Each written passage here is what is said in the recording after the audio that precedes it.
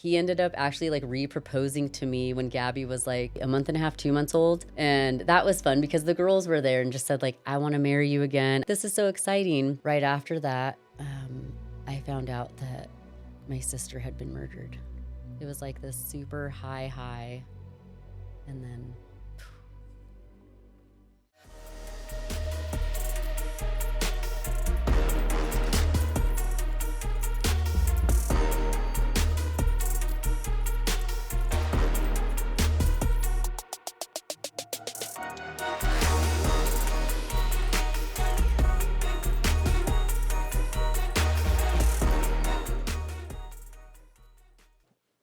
Vanessa, this is the 50th podcast. This is pretty awesome, and I'm so glad that you're the one to do it. thank you. Thanks for having me. Yeah, it's been really cool to see you at 3D Fitness, and then going to watch your testimony was really powerful, and just talking to you over, I don't know, like the last couple of years, it's just been a cool and a little family there at 3D. So For sure. definitely wanted to get you on. Thank you. Thank you so much. And thanks for kind of nudging me because I know you had asked me to do it and I was just so scared and a little nervous to share. I don't know, public speaking, right? But being here, right, in your studio, it's not as scary. There's no audience like live. Right? Yeah.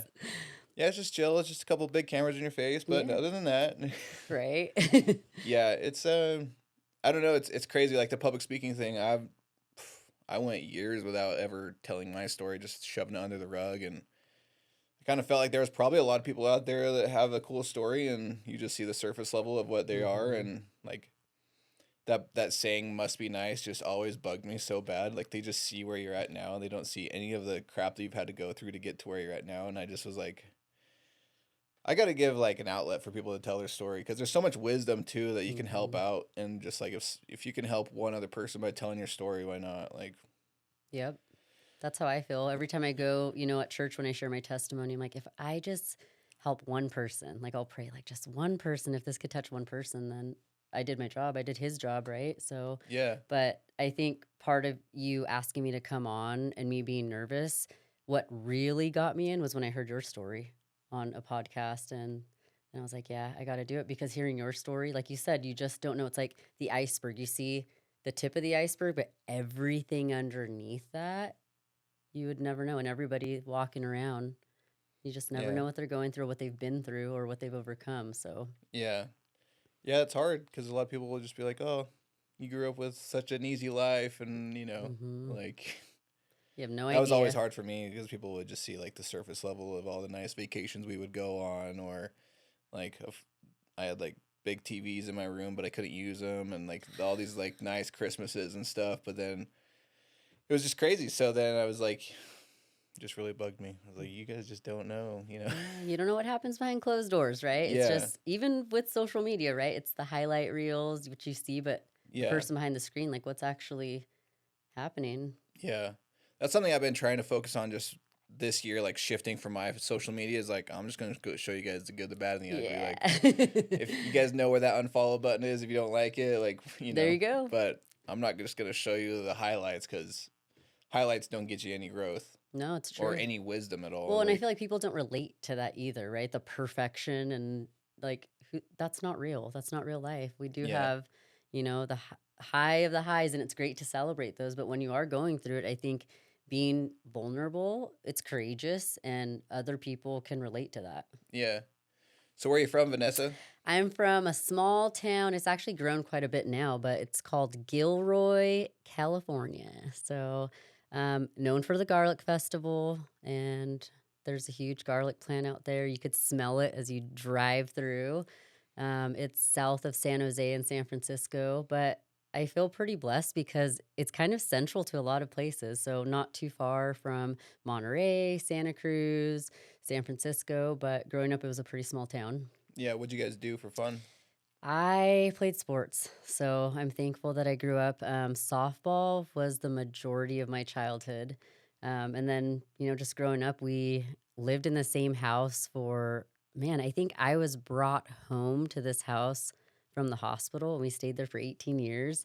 Had a huge backyard, and I just remember my mom telling us, like, change out of your school clothes, put your outside clothes on, and just like throw us in the backyard and play with dirt, collect rocks, get dirty. Like there was Yeah. no tablets or, Right. No TV no even. TV, none of that. So just playing outside till like the sun went down. You have siblings too? So I have two older sisters and a younger brother. Okay. And there's a pretty good age gap between me and my sisters. So my oldest one, she was 14 years older than me. Next one was born 7 years later. I'm 7 years after her.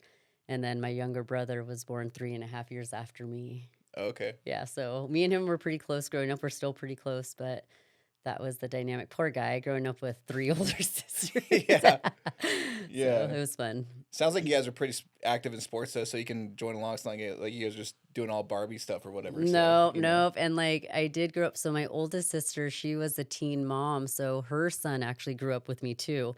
So me, my brother, and my nephew, it was usually the three of us. And so, two against one, two boys against one girl. And so I kind of just got thrown in the mix hanging with them. But I mean, when I would hang out when my older sister, not the oldest, the middle one, she was down to play with me and sometimes play Barbies with me. And I'd start cutting their hair. Maybe that's where I got my jump start in my career early as a kid, Yeah. cutting my Barbie's hair. Yeah. So it was a You just good always time. knew it was something you were passionate about. Yeah, just creativity. So I loved art, in school. Sports was a huge thing. PE was my favorite, just again, being out and active and playing with friends. School, being in the classroom was hard though. And I get that now. I was diagnosed with ADHD like 2 years ago. And I'm like, this makes sense. Like, by sitting down in a classroom at a desk, like, I can't sit still. I'm pretty hyperactive and like go, go, go. So, the typical lecture theory, it was hard for me. So, being able to get out and run around, that was good. What made you want to get tested a couple years ago? I was having a hard time focusing. And then people would joke around like squirrel, squirrel. And I'm like, actually, maybe I should get this checked out. And I actually talked to my mom and she's like, yeah, as kids, they did want to put you and your brother on medication. I'm like, wait, what? And she's like, yeah, but she's very much like more natural, like homeopathic, like natural remedies. And she's like, no, I just put you guys in sports and let you guys get the energy out. I'm like, so like all this with me, like post-its, notes, calendars, like having to set all these alarms, like I kind of grew up just making these accommodations for Yeah. myself, trying to figure out how to get things done and tasks done and stay on track. But now I'm like, this makes sense. And it got worse, I think, after having kids, like, okay, I gotta be here, I gotta be there. Yeah. And then the best way that I describe this to people is the pinball game at an arcade. It's just all over the place. Sometimes Mm-hmm. I feel like my thoughts are like that with ADHD. I'm like, oh, I got to do this. And then, da, da, da, da, da. And some Yeah. people are able to keep up with me in some of these conversations. Like, oh, my bad. I'm pinballing hard right now. Yeah. And people that have ADHD, they're like, yeah, that is what it's like. Like, that's a good analogy. I'm like, hey, I've just figured it out. Yeah. I've thought about going to get tested because I'm pretty dang sure I got it too. Yeah. I think it's a superpower, though. Yeah. I don't know how, but like I'm able to do all these things and keep going. And sometimes it's not though, because I get forgetful if I don't have my like note written down or my alarm. I'm like, oh shoot, I forgot. Keys. Like I have a basket now. I've had to learn things that I have to set up for myself, like the phone, the keys, certain things. Otherwise, I'm like, crap, I'm gonna forget that. Yeah. It happens to me all the time. Like I'll take the garbage out and then I'll be like, oh, I gotta pick these weeds, and then I'm like, garbage is still just chilling right next to the garbage can. Yeah. And I'm like, oh, I gotta get a bag for these weeds, and I go to the garage, and then I find something else to do in the garage, and then Yep. I'm like, oh, I gotta go throw away the garbage, and then like it's just a whole I big thing. And then my know. wife will come out. She's like, did you get distracted again? Because like we're putting the kids to bed. Yeah, I know. It's hard. You're like, oh crap. Yep. I've So totally what did been you there. do for it? I did start a medication for it, but I didn't like it. I tried another one and didn't like it. So I'm just kind of like trying to I keep asked my doing what I was doing. It didn't feel right. Like I was having this like tightness in my jaw. It was so Yeah. weird.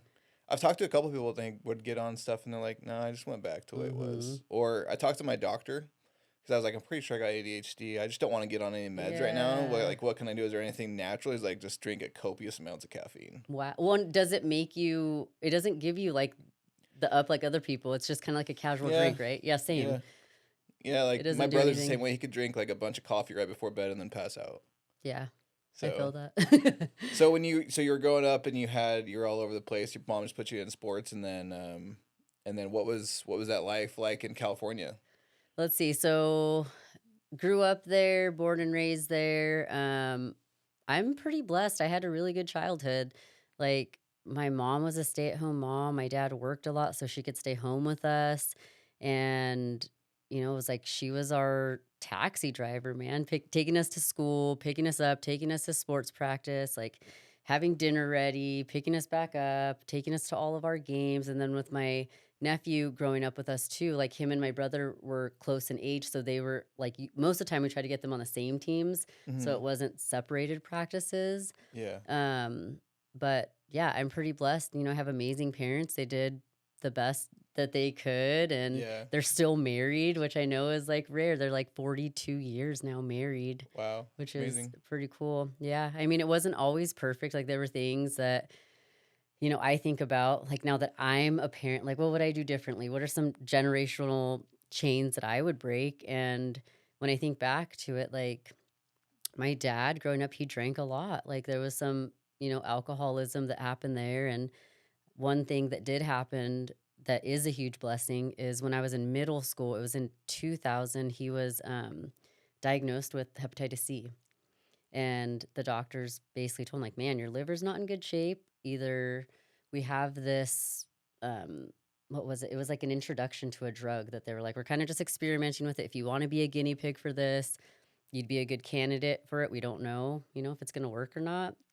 But our hope is that it'll cure hepatitis. So they told him, hey, do you want to live or you want to die? Because if you don't want to take this opportunity, we'll give it to the next guy. Hmm. He just quit cold turkey, Wow. stopped drinking. And I can only imagine how hard that was, right? To just like not even taper off of it or have Yeah. accountability. Like I think of all the things we have now, like AA and Celebrate Yeah. Recovery and just a sponsor.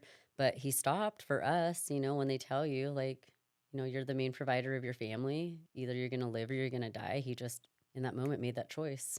That's amazing. Um, yeah, it is. And he's been sober ever since. So it's pretty cool to see that. And I remember I was in middle school. He had to go in for surgery. They cut off half of his liver. Cool thing is your liver can like grow back, I guess. Oh, cool. Yeah. And they had him on these daily injections. And it was kind of scary. Like I remember when he came home from the hospital, like he did not look good. He was like shaking and really cold after the surgery. My mom's throwing all these blankets on top of him. And that was it. He stopped drinking. My mom wasn't really into she drink with him like occasions and Yeah. whatnot, but that ended that. And looking back at it, I think of like our birthday parties, like family members coming and like so much beer and alcohol there at like a kid's birthday party. Hmm. It's kind of crazy now thinking back. Like, is that Yeah. The is things that that were normalized. right? Yeah. Yeah. Like, let's have a huge party for our 3-year-old, but everyone's drunk. Yeah. It's like, all right, cool. We had fun, playing at the Right. park and having a good time. But yeah, that was one thing I could think of. Did you guys have faith growing up? No, I wish we did. So, like, yes and no. So, I was baptized Catholic as a baby. I didn't go through all the like I don't even know the names. Is it like your confirmation, I your have no clue. I don't know. Yeah. So I know that my older sisters did cuz there's pictures of them doing like their first communion Hmm. and I think your confirmation you have to take all these classes, but I never did the classes. I was baptized when I was like 3 months old. My Okay. dad's twin sister is my godmother and her husband is my godfather, but we never really like we didn't go to church on Sundays.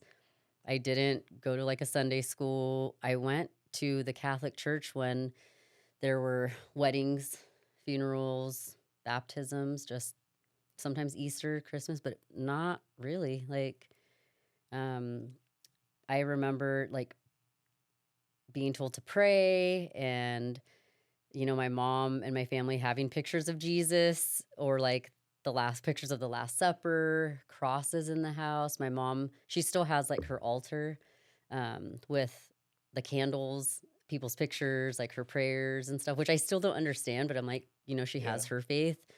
Um, but I just didn't know what it was like to have a relationship with Jesus. I do remember though, like growing up and lying and my mom saying, Vanessa, God's watching you. Like, and so it was kind of like a fear thing, like, He's watching Mhm. me. Yeah. But it wasn't like the relationship I have now with Jesus. Yeah. So it was different.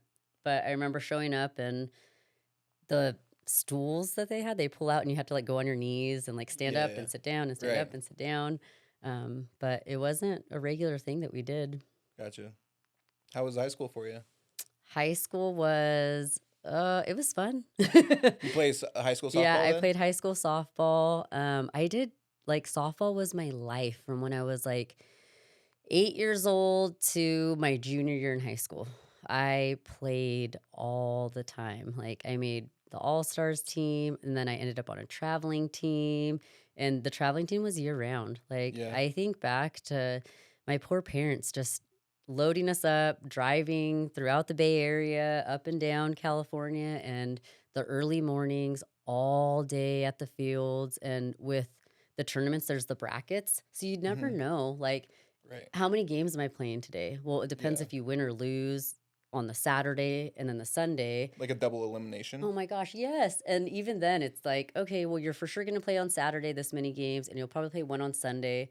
But then towards the end of the championship games, it's like, wow, are we playing 6 in the morning, or not 6 in the morning, like 8 in the morning? We have to be there at 6 to warm up and stretch. Right. And then, well, our next game isn't until 2 in the afternoon. But if we win that one, then we're playing at 9 o'clock at night or 8 o'clock at night. It's like, how did they even prepare? I remember my mom having like the ice chest with snacks and then like a backpacker bag with all the things you could think of, first aid kit, sunblock, like Yeah. entertainment for my brother who had to get dragged along because I'm playing and Right. got to entertain him all day. But fun times. I remember some of the tournaments had like 10 baseball fields and they're kind of like back to back in the little sports complex, and there's balls flying everywhere and just heads like watch Right. out, Yeah. someone's gonna get hit in the stands. It's crazy. My sister's on a traveling softball team. She just got on the high school team. So it's like a little bit of a break because all they're traveling now is as a team, you know. Yeah. But I remember my dad was going to like St. George, Las Vegas. They're out of Utah.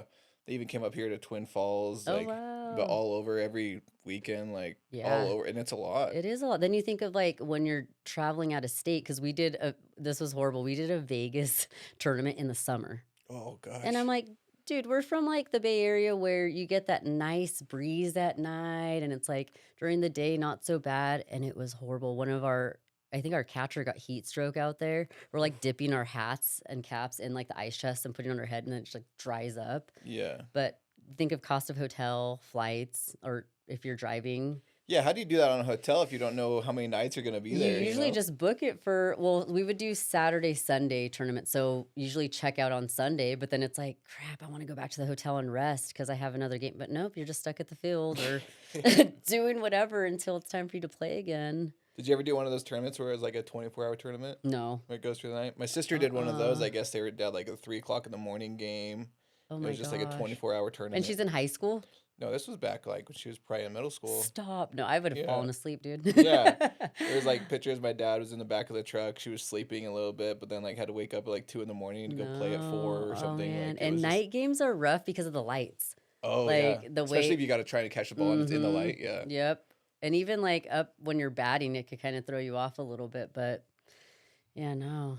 Was that the plan? Did you want to go to like college and play softball or? I think I did, but I got burnt out, like just playing so much. And then my junior year, I played field hockey.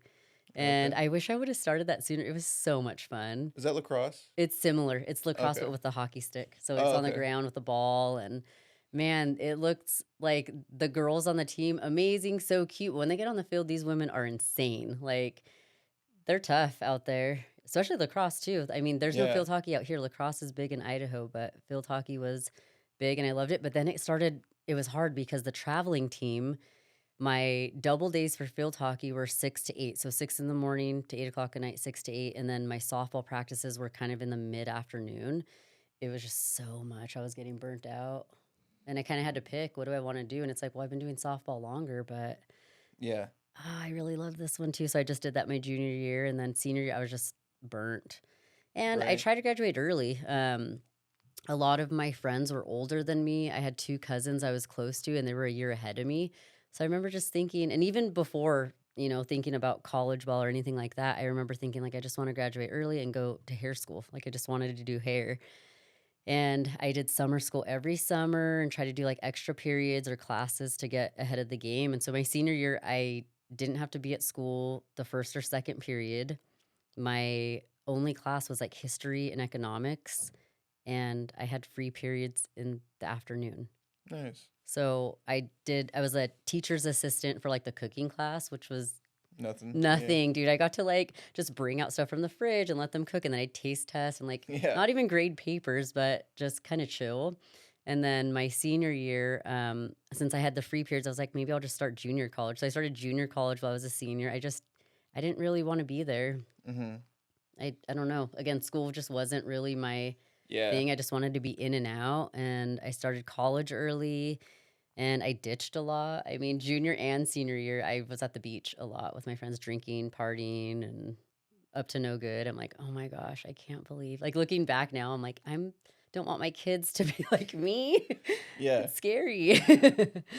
That's cool. I mean, you were still chasing a dream. Were you doing hair also in high No, school, well, or? so I would, like, without permission. So my friends, I would do their hair for some of the formals, so, like, senior dinner dance, junior dances, winter balls, proms, and so, like, updos for them, curl their hair, and then I started playing with color at home, and people were just letting me I'm like now thinking back, now what I know about, like, the chemical process, Yeah. damn, people are lucky they didn't go bald, like, just using bleach from, like, Walgreens and Rite Aid and just not I mean, you have to know what you're doing before you go in with a Yeah. chemical on someone's hair, you're gonna break it off, but I got lucky, no one went bald.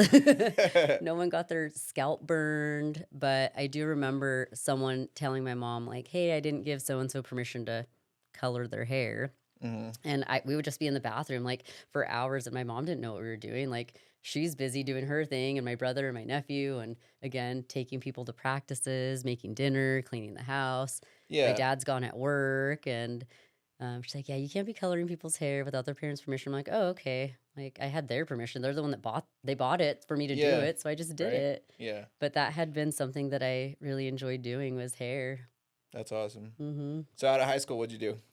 So after high school, I went to the community college that I'd already been attending and just started doing my general education. But I really wanted to do cosmetology school, and they offered it there at the college, and there was like a really like a 2-year wait list to get into it, and it was semester based.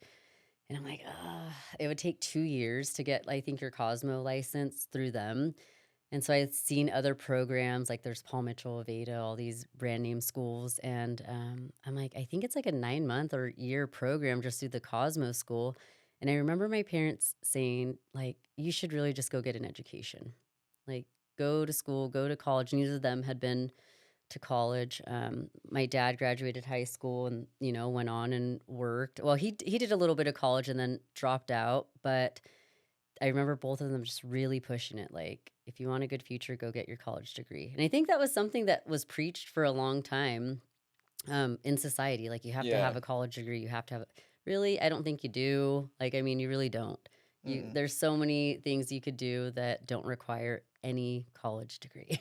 Yeah. So I remember going through the motions, getting my associate's degree, and at the time, my sister had moved here to Idaho. I think it was 2005 maybe or 2006. Her oldest son has special needs, and there's a lot of programs out here for kids with special needs. And then not only that, but her and my brother-in-law wanting to, own a home and settle down. And it's a great place to raise kids. But that was 2006. Like there was nothing out here. And she's like, you should come to Boise State, transfer out here. And like, we have an extra room. You could just live with us. And like, you Yeah. should really come. And I think part of it was like, she was lonely too, right? Yeah. Like she's a stay at home mom, wife, and her son has special needs. And I know that in itself is hard, right? Not having, for me, it's like play dates and whatnot now that I have kids, but I think about her, like all the challenges that come along with that.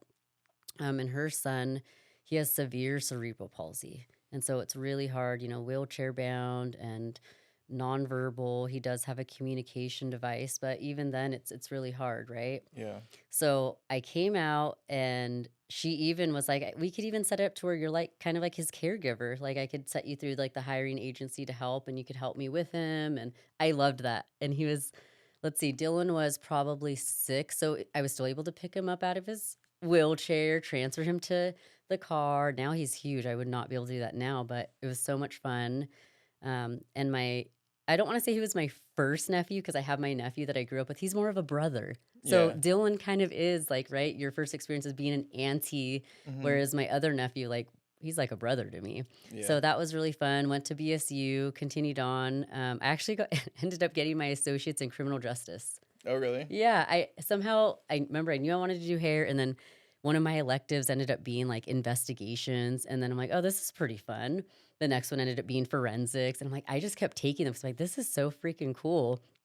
And my guidance counselor's like, why don't you just get your associates in criminal justice? I'm like, that's smart. She's like, because you have all these credits already. You finished all your general ed. I was just kind of in there like, what am I doing?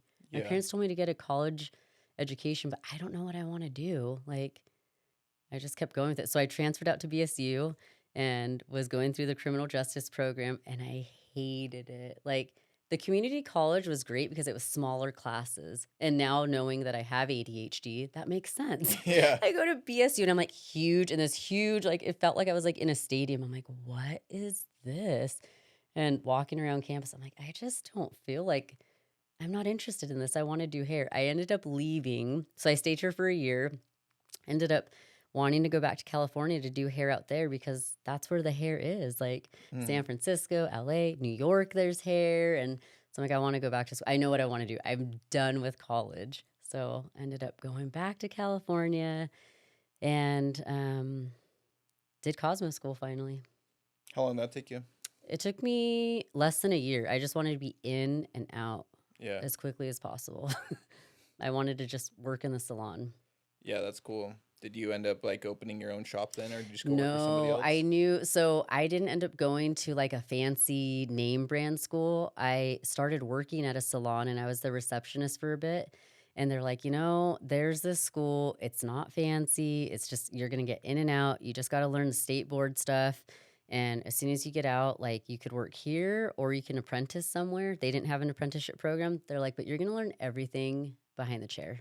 Yeah. So that's what I did. I went to the school in Salinas, California, and it was fun. It was a fun time. Salinas is known for growing all the fruits and vegetables, like actually mostly the vegetables, like the salad bowl of the area where I grew up. Every little town has their thing. Ours was garlic. A little bit further down, Castroville has the artichokes. Watsonville has the strawberries. Salinas has like the spinach and all the stuff for your salads, all the veggies out there. So fresh produce. We had this guy that had his little fruit cart and he'd come, the paletero man, like the ice cream man, but this guy he sold fruit. So I don't know what you would call the frutero man, maybe is what you'd call him. And he'd come and have either mango, pineapple, watermelon, cantaloupe, and then he'd squeeze fresh lime juice on your fruit and then put some tajin on there or chamoy, which is like Yeah. the Mexican Yeah. candy, on it. And just like every day, my money was going to this guy. Yeah. It's so good. They have a guy on the corner over by this big park right here, and Yeah, and he does it. they do that. Yeah. Oh, so good. Yeah, since moving to Idaho from California, I've had to like try to find all the good Mexican spots, which it's coming out here. Is it? Yes, because I remember when I went to school, when I went to BSU, what was that, like '07? There wasn't a whole lot happening out here. And that's part of the reason why I left. I'm like, this is so boring. Like Yeah. downtown wasn't happening. There wasn't everything like 8th Street and all the fun Yeah. restaurants, good food. I when people say like I remember when Eagle Road was just like dirt and I remember that too. I remember driving down there and like RC Willie was the main thing. There was no Yeah. There's no village, village. nothing. Yeah. So I remember those days too. When I moved back here after, working in the salon for 5 years, ended up getting married. And What brought you back here then? so I came back here after getting married and having my oldest. Oh, okay. My ex-husband was like, let's get out of California. Like, he wanted a fresh start. And I thought When it did you was meet good. him? Oh, let's see. I met him 2010. So yeah, I met him 2010 when I moved back and decided I wanted to go to Cosmo School. Okay. Yeah. When you moved back to California, you met him then. Mm-hmm. Cool. Yeah, met him through my brother and basically just partying, getting high, smoking weed, and all that fun stuff. Yeah. Yeah, and we ended up dating for like 4 years. We got engaged and married like super fast, insanely fast. So we got engaged on Valentine's Day, um, 2015. Our dating anniversary was February 27th. So he's like, we should get married on our anniversary. I'm thinking that's smart. We only have to remember one date now, Yeah. right?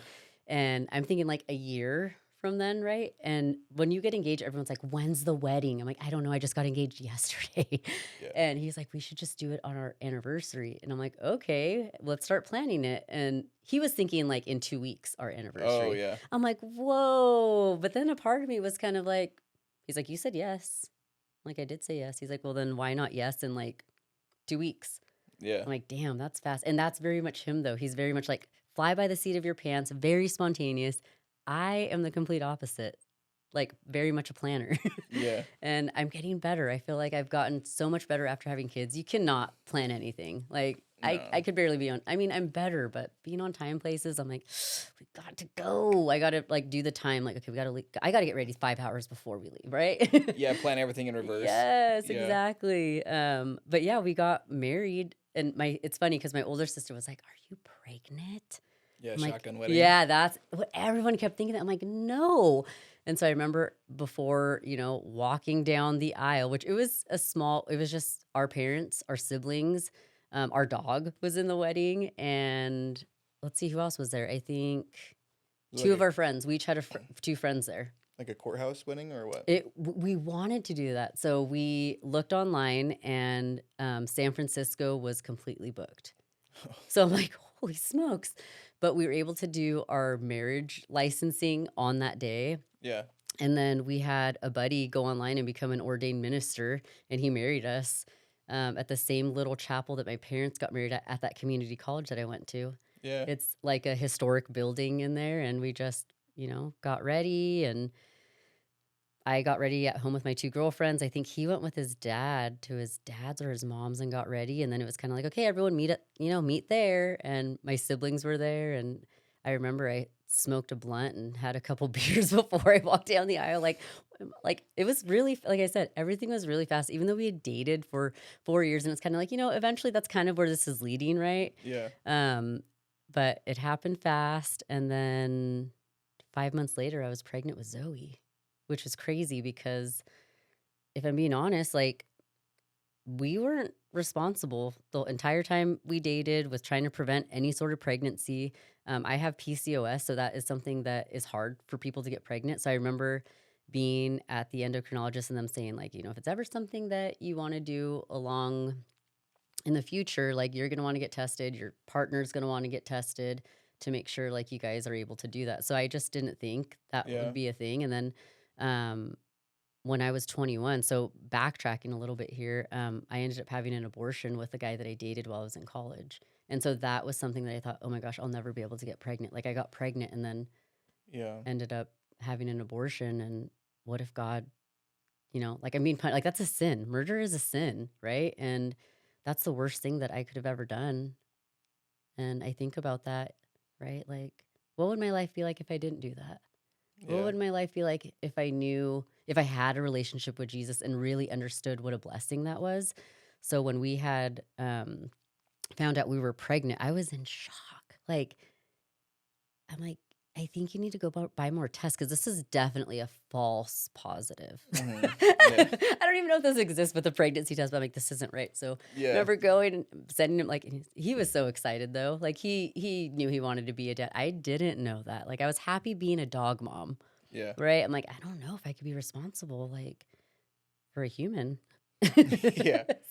But yeah, I mean, we have two, but I remember like having her and just thinking my entire life changed. My heart just, I mean, like for men, I think when when the mom delivers the baby and you're holding them in your arms, that's the Yeah. moment. But for us women, it's like when we see that positive pregnancy test, when we hear the heartbeat, when we feel them moving, like that's it Yeah. for us. That's real.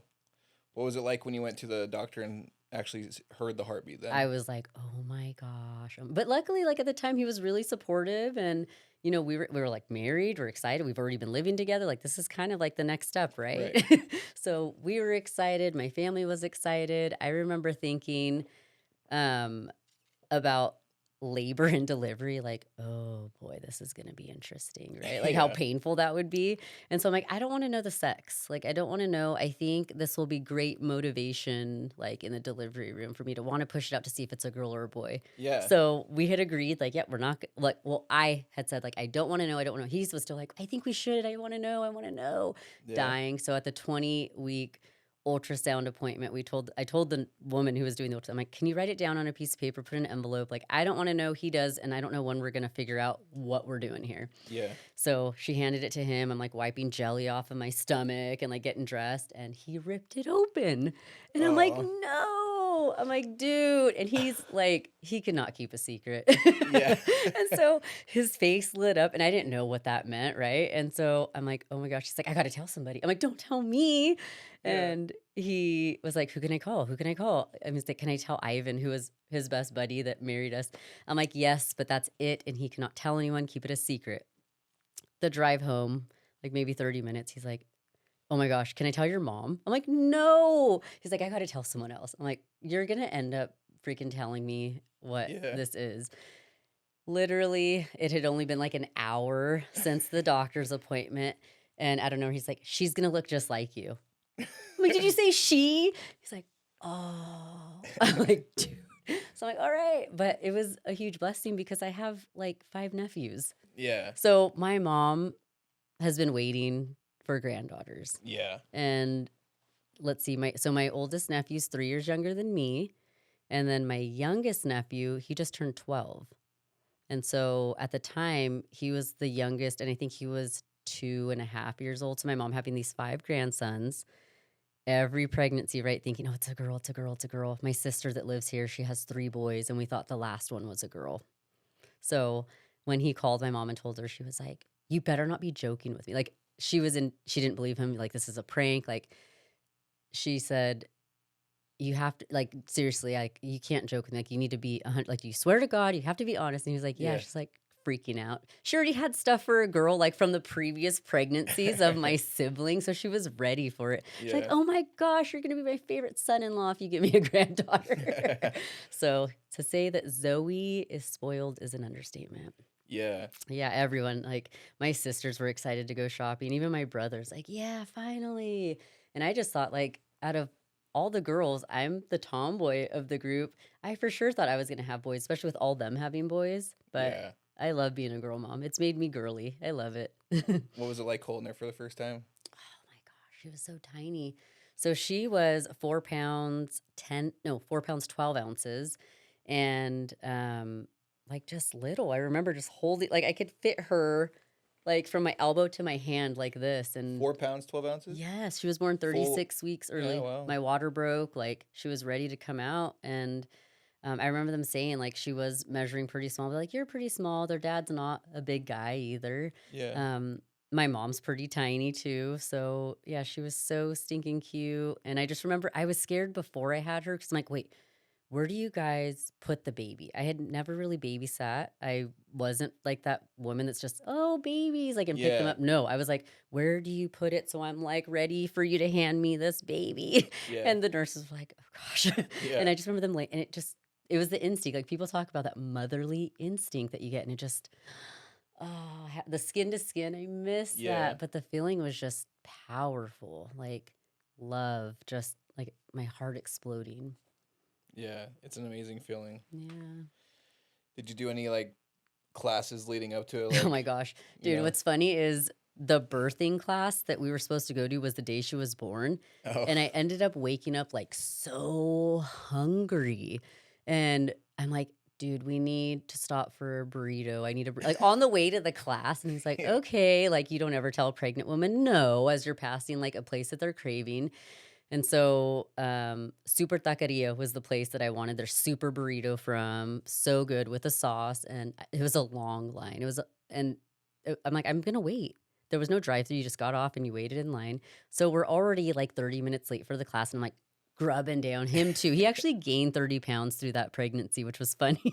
Sympathy weight. Yeah, sympathy weight. And he was just down for like whatever cravings I had. He's like, let's go, let's eat it. So I'm like, we're already 30 minutes late. I don't want to go in. And a part of me didn't want to go in because I'm like, I don't know. I don't know. I think it's gonna scare me. I had done like the breastfeeding class before, but we're on our way, and I'm like, "Hey, do you want to ditch the class?" I'm like, "Maybe we should go shopping for like hospital bag stuff." I did not want to go.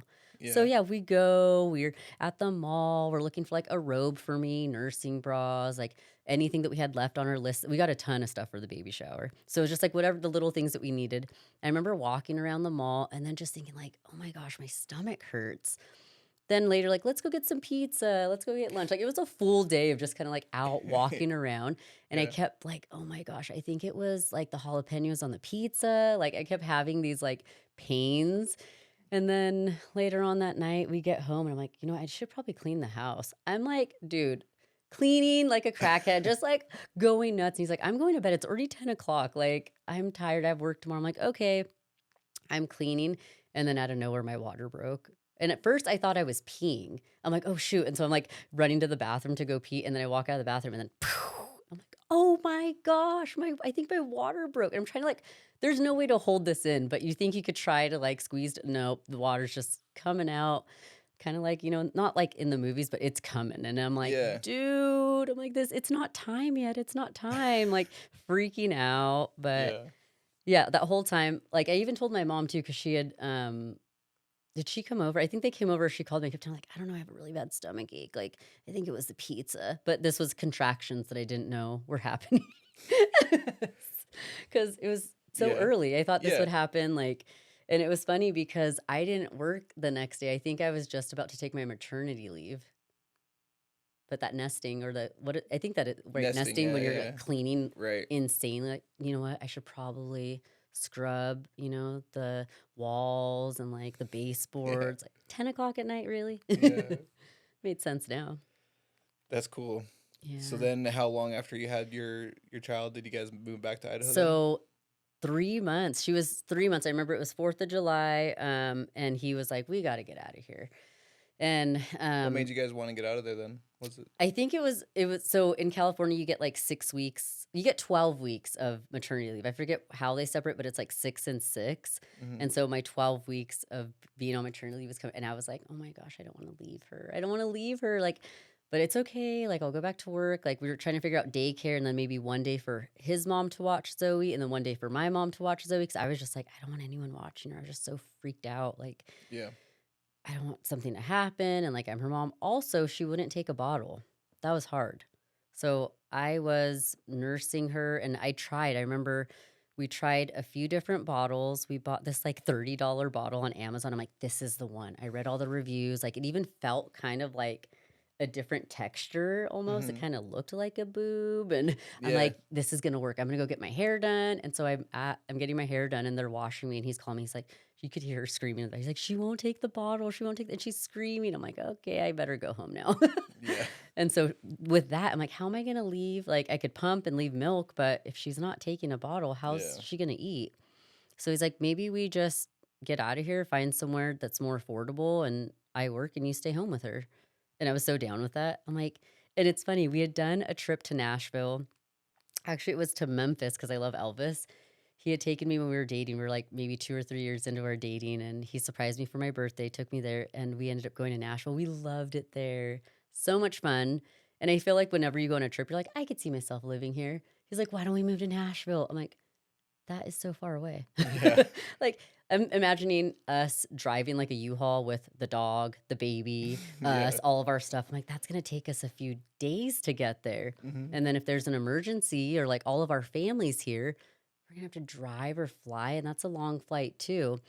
So I'm like, "What was it about Nashville that makes you wanna live there?" He's like, "Everyone was so nice." And they were. Like, that Southern hospitality is real.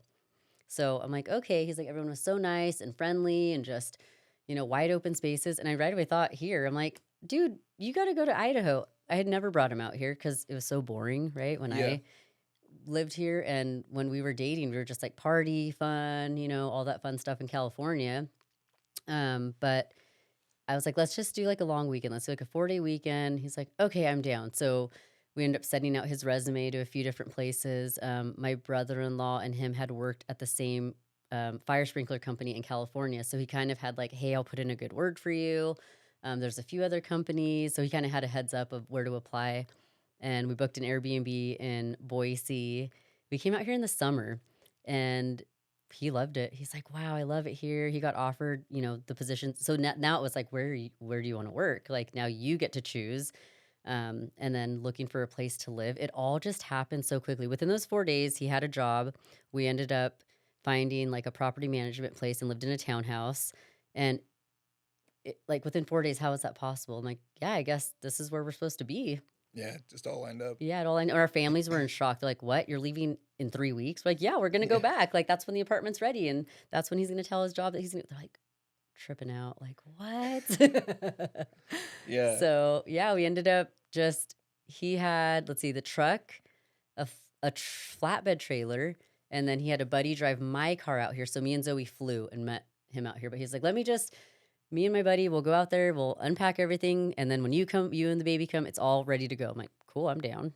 So Yeah. and the dog, and they brought the dog. Cool. So yeah, we came out here. It was cool. 2016. Zoe was then like 4 months old when we officially moved here. And it was a fun time. Fall's beautiful here. And then winter came. And I had told him, like, he had asked about the winter. I'm like, oh, it's not bad. Like, it just snows up in the mountains. And if there's any, it like melts by the time, you're driving. Not a big deal. If I could do it, you could do it. Right. Yeah. Like, and he's like, cool. So then, Snowmageddon happened. Yeah. And he's like, you told me it didn't snow here. I'm like, dude, it really doesn't. Yeah. And luckily, like his coworker's like, no, she's right. Like this is kind of rare. Like this hasn't happened in a long time. Like maybe when I grew up and I was a kid, there was a lot of snow, but no, it's normally not like this. Yeah. So that was fun being able to navigate that with Yeah, a that was the odd. baby. Yeah.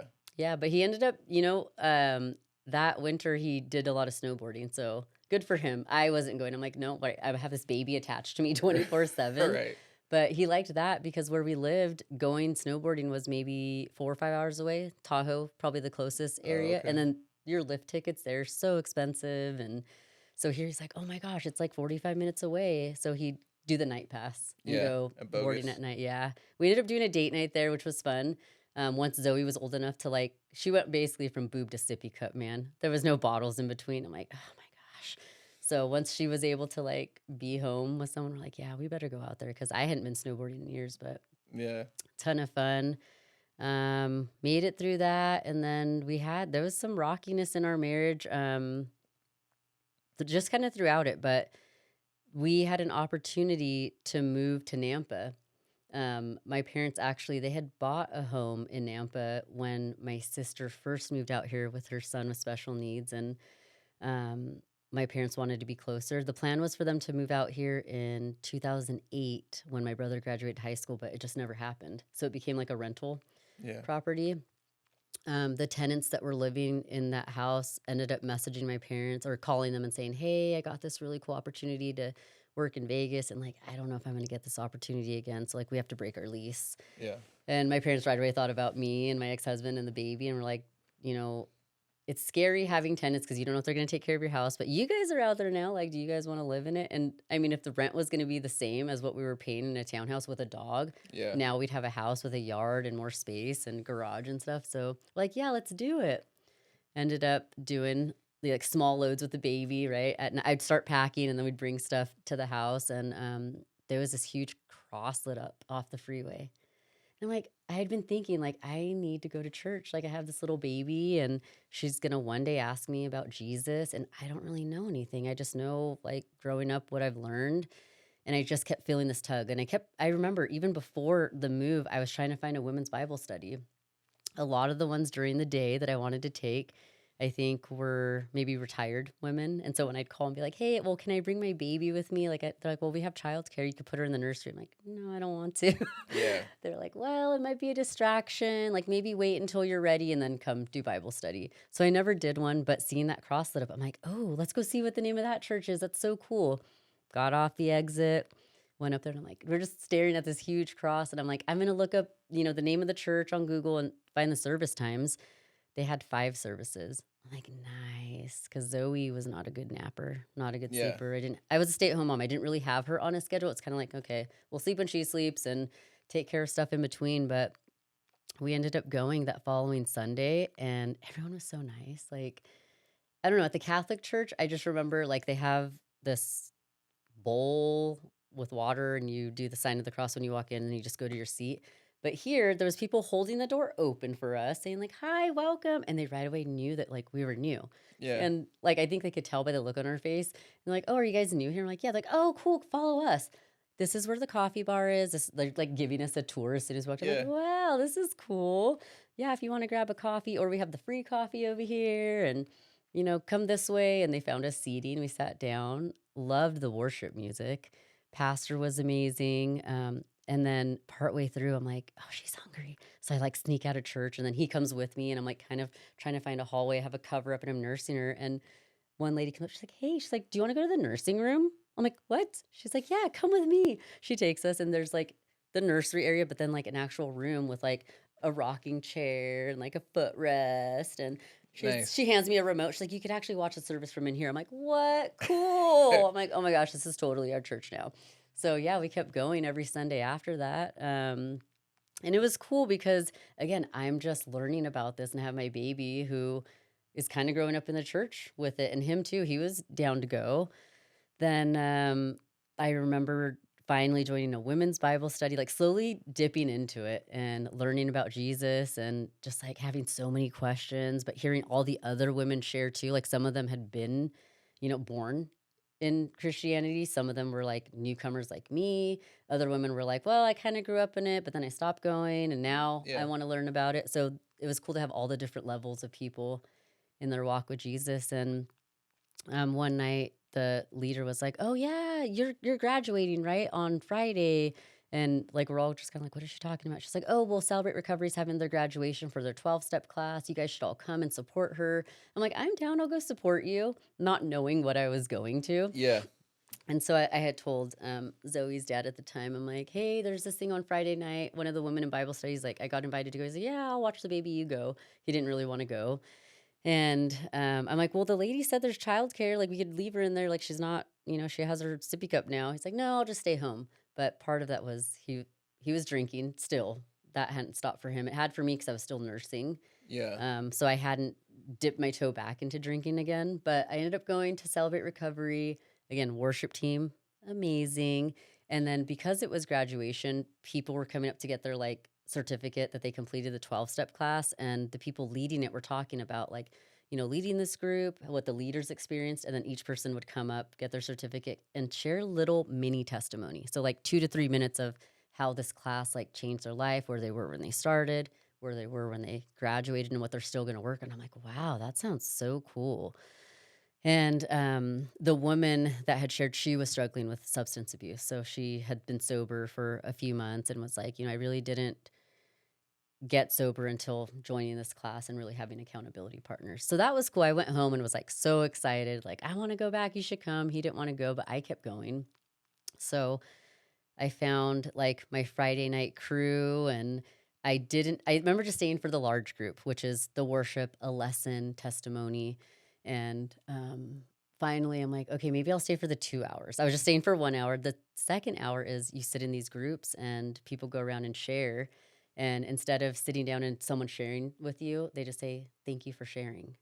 Nobody tries to fix your problems. Nobody tries to give you feedback or advice. It's just, "Thank you for sharing." Like they're giving it to God, right? Like we can't fix you. Hmm. So that was huge. But I remember saying like, "Hi, my name's Vanessa and I pass." Like the first two times I did not want to share. I'm like, I'm a hot mess. Like, but I remember hearing women in there saying like, "Oh, things that they struggled with, like anger, depression, anxiety." Some of them had been through like sexual abuse, which that was something that I had experienced as a kid. And it was something that I think I had suppressed for such a long time that finally sitting in these groups and then later on doing the work, it was something that ended up coming up. Yeah. I think when you're a kid and you go through trauma, your brain blacks it out, Yep. your body blacks it out. And so you just don't remember those things. And there's certain, like as an adult now, certain things that will trigger that and a memory will pop up. Like I remember actually a few months ago, no, it wasn't a few months ago. This had been a year ago. I called my brother. I'm like, "Dude, I've been having this like seeing this vision or this flashback, and I don't know if it's real. Like, were we almost kidnapped when we were little?" He's like, "Yeah." I'm like, "Okay," because this came up and like during certain therapies that I've done, random things have come up and it's like, was that real?" And part of that is like, am I almost like our brain, like, are we gaslighting ourselves to thinking it's not real? Or have people, Yeah. during that trauma Like made your you? own Mandela effect. Yes, it's crazy. So, um, yeah, it's just, as a kid, let's see, maybe I was 7 years old when I was touched inappropriately by a family member. And it wasn't my parents, wasn't siblings, nothing close like that. But I just remember feeling ashamed. I felt ashamed of myself and almost like guilty in a way, but also like I didn't want to tell anybody. Like I was just like, oh my gosh. And so when I hear people that talk about it, like when you see things on TV, like, well, why didn't this woman, if that, celebrity or whatever, if they did that to her, why didn't she say something then? I'm Right. like, dude, I totally get that now, but I was a kid and you just don't want to talk about it. You don't want to go there. And then another time I was a teenager, maybe 12, 13, and it wasn't a family member. This was just a random stranger that um, touched me inappropriately. And I remember same thing, like blacking it out, not wanting to talk about it. And at that point, looking back, that's when my tomboy clothing and wearing like I would wear men's dickies, like baggy pants, baggy clothes, hoodies, like trying to cover up my body because I didn't want that to happen again. Yeah. It's crazy. And I was bullied in middle school. Like I have a pretty deep voice, and I mean, I was born this way. Right. And I remember in middle school, it was boys would be like, "Oh, are you a man? You sound like a man." And I'm like, "No." And so I never wanted to speak up. And I think part of that, like silencing my voice, not wanting to use it, the public speaking thing, not wanting to talk in front of people, it was hard on me. And now looking back, I'm like, you know what? They're just jealous because they had the high pitch right? During puberty voices. Yeah. Yeah. And I get now that I'm older and as an adult, I appreciate it. Random people be like, wow, I really love your voice. Like, do you sing? I'm like, no, I used to do drunk karaoke though. Or like, you should do, what did someone tell me? Like, meditation app, like, do like affirmations. I'm like, hey, maybe I will one day. We'll see. I'll use it Like a somehow. voice actor. Yeah, voice Yeah. actor. There we go. Yeah, but going back to Celebrate Recovery, I dove into it. So I was able to use the 12 steps, which is similar to AA. They just use the biblical comparisons. And I jumped into a 12-step group and was able to work on childhood traumas and just different things. Like one of the questions I remember in the beginning of there's like 4 books you go through. It's a lot of work. It takes like 10 months, sometimes a year to get through all of the work. Every week you're meeting up, you have homework you're doing, you're praying about it, reading the book work, and then answering these questions. And one of the questions was about how do you, or what are the characteristics of your heavenly father? He is faithful, he is loyal, he is loving, he's caring, he's protective of me. Just going on and on. And then it's like, okay, what are the characteristics of your earthly father? How are they the same and how are they different? I'm just so blessed. Like, I have an amazing dad. I love my dad. We're like this. He's one of my besties. And I just think of, people that I would in this class, you hear things of how they didn't have a good dad, Yeah. how their dad wasn't there, or how they didn't have a good mom. And I just feel pretty blessed that I have both of my parents growing up. And again, they did the best they could. And I think now that I've gone through this process of doing the 12 steps multiple times, leading the groups now, I'm like, man, I really wish my parents could do it. I wish everyone could do it because you think my parents probably have childhood trauma from their parents, right? And then those things are passed down, but do they know? I think they do know. They know the hard stuff that they went through, but I don't know that they've processed it. I don't think either of my parents have done therapy. I'm huge about like an advocate for therapy and doing whatever it is that you need to do to help yourself. So that was huge in my recovery through the 12 steps. I think I was 3 months in. I ended up finding out that my ex-husband was having an emotional affair. And that was hard for me. And then I found out about drug use that I thought, that had all stopped when I got pregnant, but he started using again and drinking. And we ended up separating for a month or two. And just, I leaned into my women's group. They were praying for me. They were actually praying for him, which shocked me. I'm like, what? He's a bad guy here. But they're like, no, we need to pray for him because you know what? He's God's son too. He's God's son, and that's our brother in Christ. and we need to pray for him to get better, to get well, to make better choices. And you know how hard it is to pray for your enemy at the time, Yeah, I was just reading right? that in Romans 12 on our Yeah, Bible study. We were just talking about that on Tuesday. it's hard, I but was like, yeah. that's crazy. Yeah, we ended up reconciling, and part of that was he had to go to Celebrate Recovery. He had to, be at church on Sundays, which he did a pretty good job showing up, but sometimes he was hungover, sometimes didn't want to go or would make excuses. And then I wanted him to get a sponsor and just like work the steps because I knew what it had was already doing for me, and so I knew that it could help him, and I really wanted him sober. So I went through that program, and then let's see, worked through our marriage. Still not perfect, but we ended up getting pregnant again, having Gabby, and that was during COVID. She was born in May. COVID shutdown was in March, and that was interesting. Like towards the end, he couldn't go in to any of the appointments with me, which was Hmm. weird. But I do remember them asking, like, "Do you mind if our intern like sits in on this appointment?" And he was so upset. He's like, "Really? You're gonna have an intern in there, but not her dad?" Like, Yeah, so upset about the whole thing. But we made it through. Had Gabby, and it was amazing. Like even that, like it was such a good pregnancy for me. I loved it. I loved being pregnant with her. I think because I wasn't as scared as the first time. Um, did you find out that you were gonna have a girl then, or did you want to try and go to Yeah, the? we did. We did. Well, because we wanted to do like a gender reveal. I'm like, you know what? If you want to find out, Oh let's at yeah, least do something like fun as opposed to you ripping it open and telling me. yeah, We ended up going down to California for Valentine's Day, and it was like, if you think it's a boy, wear red. If you think if it's a girl, wear pink. yeah, And so everyone was in red. I even thought it was a boy. Like with Zoe, my cravings were like sweets, fruit. And then with Gabby, it was like, I want cheeseburgers. I want beef. Like yeah, every day I wanted a burger. I'm like, yeah, this is kind of different. It probably is a boy. Nope, turned out being a girl. But I'm excited. My daughters, like their relationship as sisters, it's fun to watch. It's really yeah. fun to watch. So that was fun. He ended up actually like re-proposing to me when Gabby was like, oh, let's see, a month and a half, 2 months old. And that was fun because the girls were there and just said, like, I want to marry you again. I want to like do this the right way. Like, because when we did the little elopement, Yeah. it wasn't in church. We hadn't been going to church. We didn't have like a pastor there. So he's like, yeah, let's do it with Pastor Steve and like we'll plan it. I'm like, oh my gosh, like this is so exciting.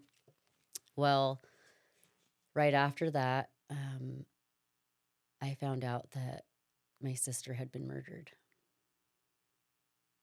It was like this super high, and then After Valentine's Day. no, this was so after Gabby was born. So Gabby was born in Oh, May, and then he did like the proposal thing in like July yeah. 2020, and then August. Yeah. Wow. hmm And that was your younger That was sister? my oldest sister. So the Oldest one that was sister. 14 years older than me. Yeah, and that's been the hardest thing that I've ever had to go through. Like I just remember um and now I don't live in the house. I don't live in the house that, my parents' rental home.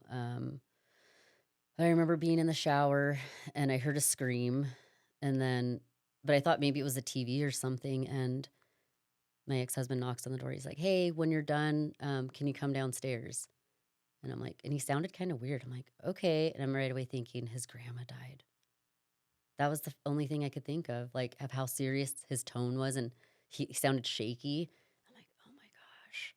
And luckily we had FaceTimed her. She lives in Mexico. Super cute. I love his grandma. But I just remember she's the oldest person, and we had just visited with her. But I remember him sitting me down and telling me that my sister had passed away. And I'm thinking, like, I'm freaking out. But then when he told me what happened, I'm really freaking out. And I was still in disbelief. Like I didn't believe it. I didn't want to believe it. I remember calling my dad and asking him if it was true.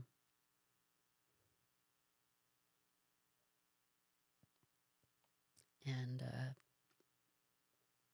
hearing my dad cry was confirmation. Um, and just with like social media, when anything happens, people start blasting it. So they knew we need to tell her before she finds out on like Facebook or Instagram. Um, yeah, I was in complete shock. And I remember my ex-husband had to call our pediatrician because I couldn't nurse my baby. Like within hours, like my body just went into shock and Yeah. she didn't want my milk and my milk supply was just kind of drying out already, which is crazy. Like how your everything is so connected and just the nervous system and just the shock of everything. I couldn't eat. I couldn't sleep. I remember um, they hadn't caught the guy who killed her. So this was a guy that she had dated. They had broken up. There had already been some domestic violence going on. And so I remember her, I guess she had confided in my mom about it. And my mom was like, well, just come stay with us. And she's like, no, I don't want him to bring problems to your house. And I was like, that's insane. Like, you have to, like, come. She didn't want to. And then with COVID, like, you can't, in California, it was insane. So you couldn't be Right. like, Yeah. all the things were just wild. But Really locked down. lockdown. And I think my parents were on a curfew. I'm like, you're in your 60s. How are you on a curfew? Like, what? He's like, yeah, I could only go to work and then back home. I'm like, that's crazy. But yeah, my parents kept telling me, don't come out here, don't come out here. And then finally they caught the guy 2 days later. I think part of it was they wanted to make sure it was safe for them to like get him, right? Like there were eyes on him. They knew where he was. He had phones and there's all these ways of tracking him, but they wanted to make sure they were able to do it in a safe way.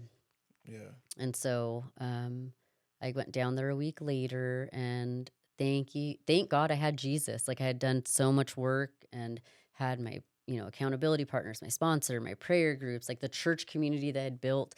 All the prayers literally carried me. There's no way I would have been able to like get through that without them. So I went down to California, started helping make funeral arrangements. My parents are just heartbroken, right? In complete shock. And you could just tell like it took a toll on all of us, but mainly them. And went down there, tried to make funeral arrangements. You could only have 60 people at the funeral, which is crazy because we're Mexican. Like, dude, there's so many of us. So I Yeah. had to call some of our family and be like, hey, just wanted to invite you to the funeral, but um, your kids can't come. So it was almost like a hierarchy, like the aunts, but like the cousins couldn't come, and the next in line of Yeah. who could. I'm like, my own kids aren't coming. Like I'm leaving them with my in-laws, so me and my husband at the time could go to the funeral. I'm like, Right. no kids are going. It's just kind of adults, and they're telling us we can only have 60 people. Um, and I remember that took a long time too. I think we were down there for 3 weeks, just down because so part of the investigation, the detectives and investigative work they have to do in my sister's apartment, and then the coroner's office. I remember them calling and me. I took care of a lot of that stuff because again, my parents could not, and I was the only one there. My brother was in jail at the time. My sister that lives in Idaho, she just couldn't come. Setting arrangements up right for her son with special needs, and then she has two other boys, and just Right. and we really didn't want the kids to know what happened to their aunt. Like I don't even think I don't know when I'll tell my kids what happened to her. I've kind of let them make up their own ideas. It's funny because there's a picture, a selfie. I have it tattooed of me on my arm of my sister. And this is the selfie that we love of her. And it's in her car. Like she took a selfie. So they think that she went to heaven driving. That's the story that my kids think. Oh, Nina's in heaven because she was driving to heaven. And I've just left it at that because I don't know how to explain this to now a 5 and 9-year-old. I don't want to scare them. Eventually, yes, I will tell them when they're old enough. But the coroner's office called and said, we can't release her body yet. We still need to do some more like examination because it was blunt force trauma and we just need to see more things. And I'm like, okay, so like, how do we plan a funeral? Again, it took like 3 weeks to do it because the investigation's still going on and Yeah. craziness. I remember finally being able to plan the funeral, and you have to hire a professional cleaning company when something like that happens to clean up the crime scene.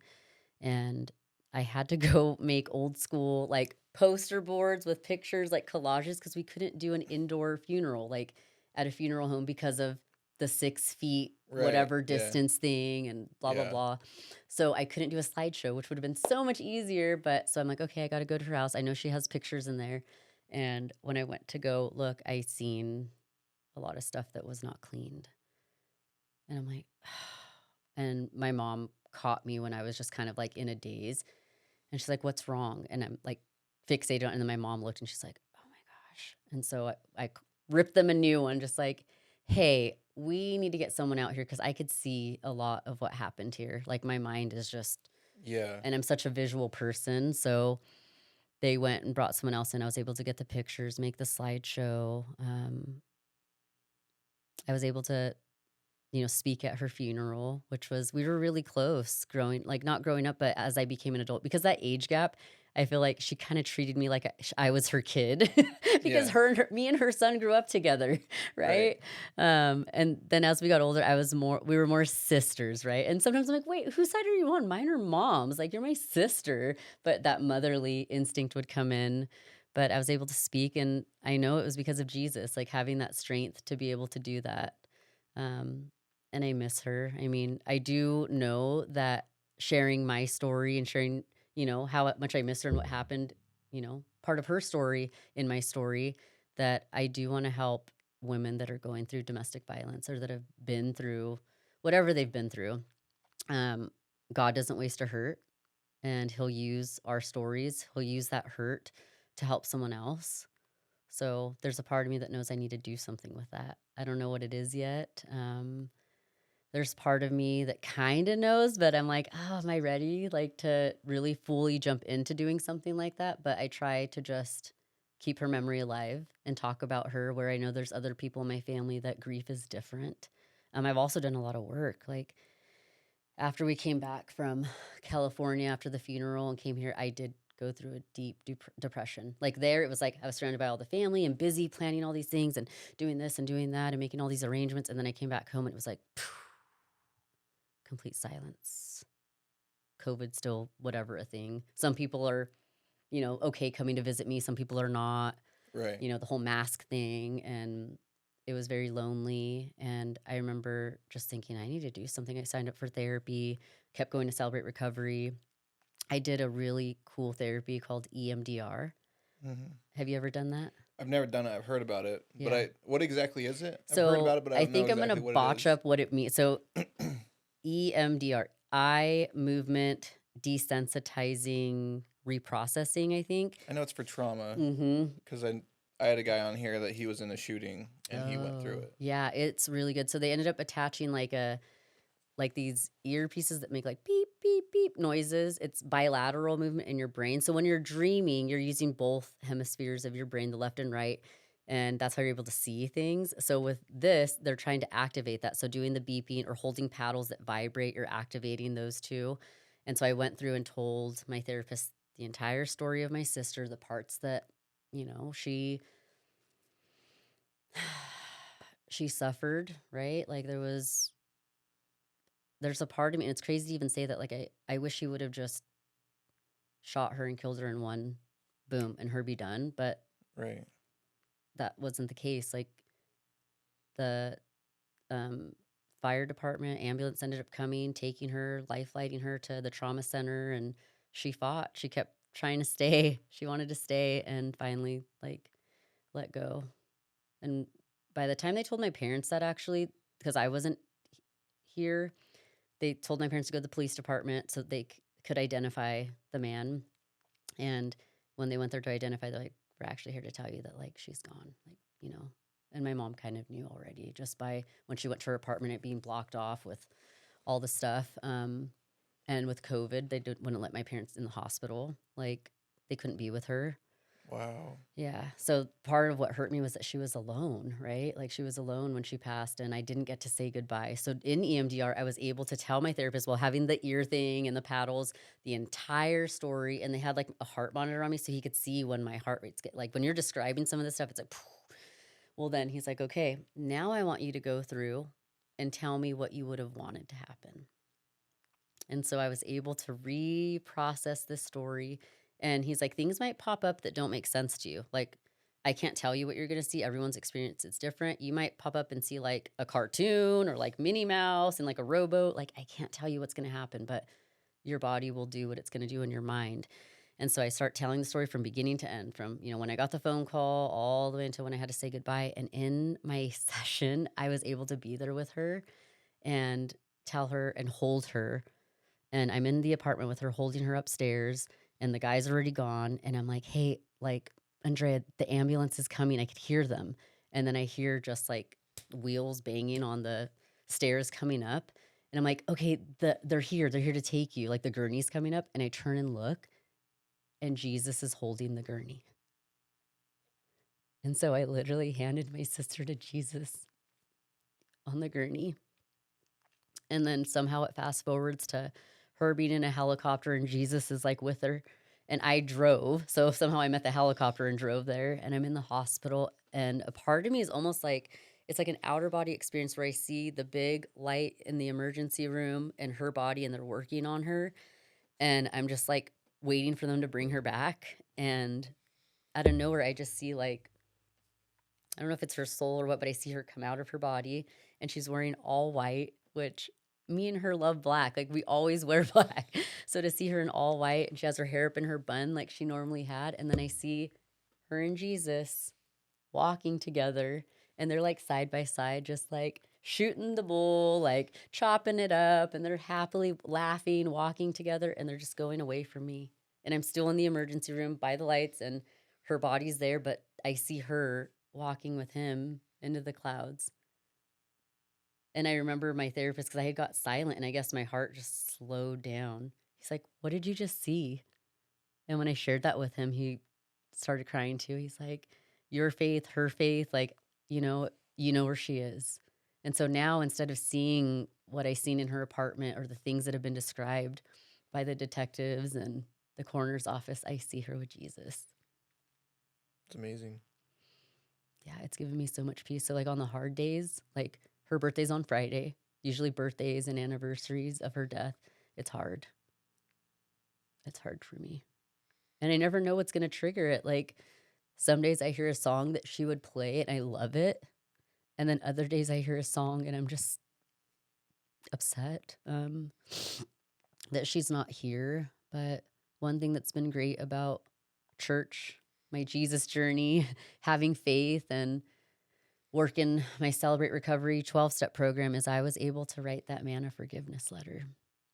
Wow. Yeah, it's crazy because when she passed, it took me a long time. I fell into depression. I was, postpartum, even like with the baby. She was only 2 months old when my sister passed. And I did what I only knew to do, Bible study, prayer, like doing my 12 step, like even serving. So I serve on the leadership. I was still helping other women like heal through their stuff as I'm trying to heal through my stuff.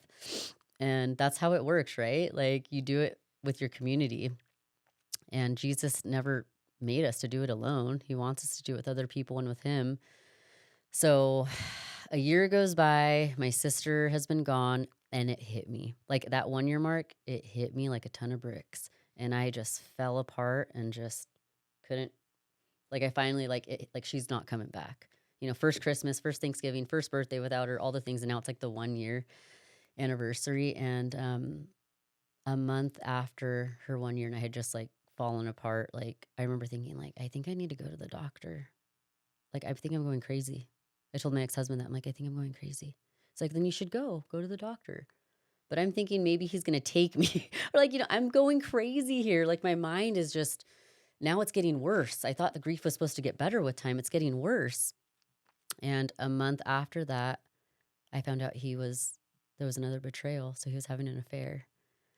And I'm like, oh my gosh. So now I'm like, I really need to go to a doctor. Like I'm really going to lose my mind here. And I did. I ended up going to the doctor, and he went with me, and he took me. He didn't take me, but at this time he's already living with the other woman and doing whatever. And I'm trying to figure out, how am I doing this as a single mom? And like, I wasn't eating, wasn't sleeping again, just kind of like, what? My world has got flipped. Like I thought I was getting better with losing my sister a year ago. Now this, and got flipped again. So the doctor's like, why didn't you bring her in here sooner? Like trauma, it affects the brain. Like it'll affect the brain, and We need to at least get her on something that's just going to help kind of until she works through this grief, right? And Yeah. he's like, you guys want to do couples counseling? Like, I don't recommend this happening right now while she's going through that. He's like, no, like, it's done. And I'm like, yeah, it's done.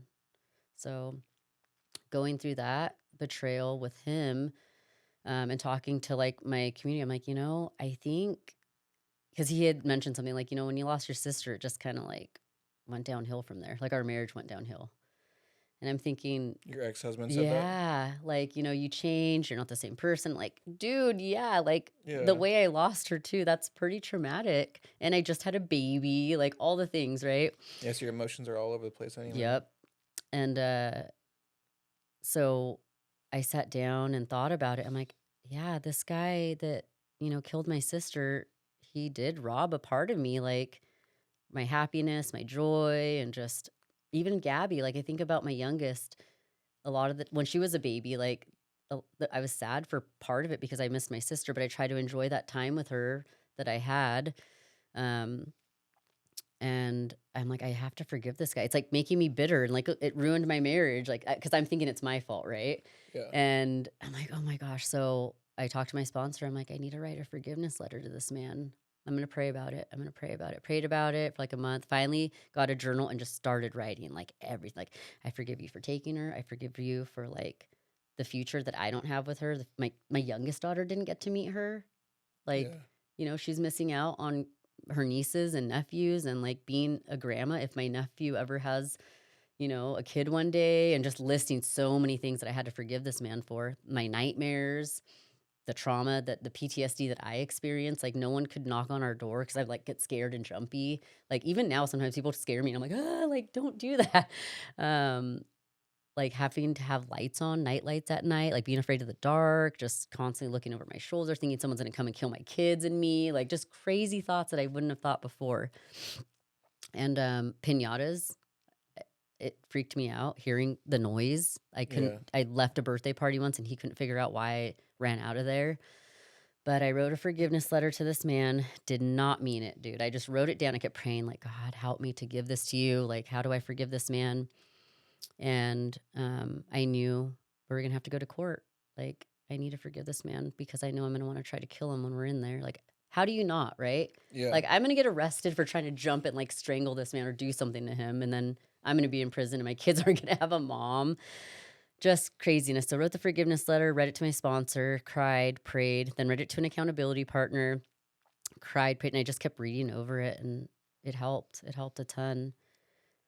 After reading that forgiveness letter, literally 2 weeks later, it's almost Thanksgiving, and we get a call that he was in the hospital. And so he's already been in jail for about a year. He's in protective custody. They have him isolated. People were trying to get to him before that. He had tried a couple times to commit suicide, didn't follow through on it. And so when they said he was in the hospital, I'm like, oh, something happened. A week later, it was released that he had passed away. And it's crazy because before writing that forgiveness letter, I had some crazy prayers like, oh, just violent prison death. That's what I'm praying for him, right? Like all this anger, like I wanted Yeah. revenge. But I think about it, all that energy that I had that was so bitter, like that was just eating me and like taking away my joy. And that's what they say for unforgiveness. It's like drinking the poison, expecting it to kill the other person. But I was poisoning myself with just all that bad energy, unforgiveness, bitterness, and resentment. And so I felt good that I had forgiven him before he passed. I don't know if he accepted Jesus before, but just knowing like I had already let him go. It's crazy because a month later, I had a dream about me, him, and my sister in a jail cell.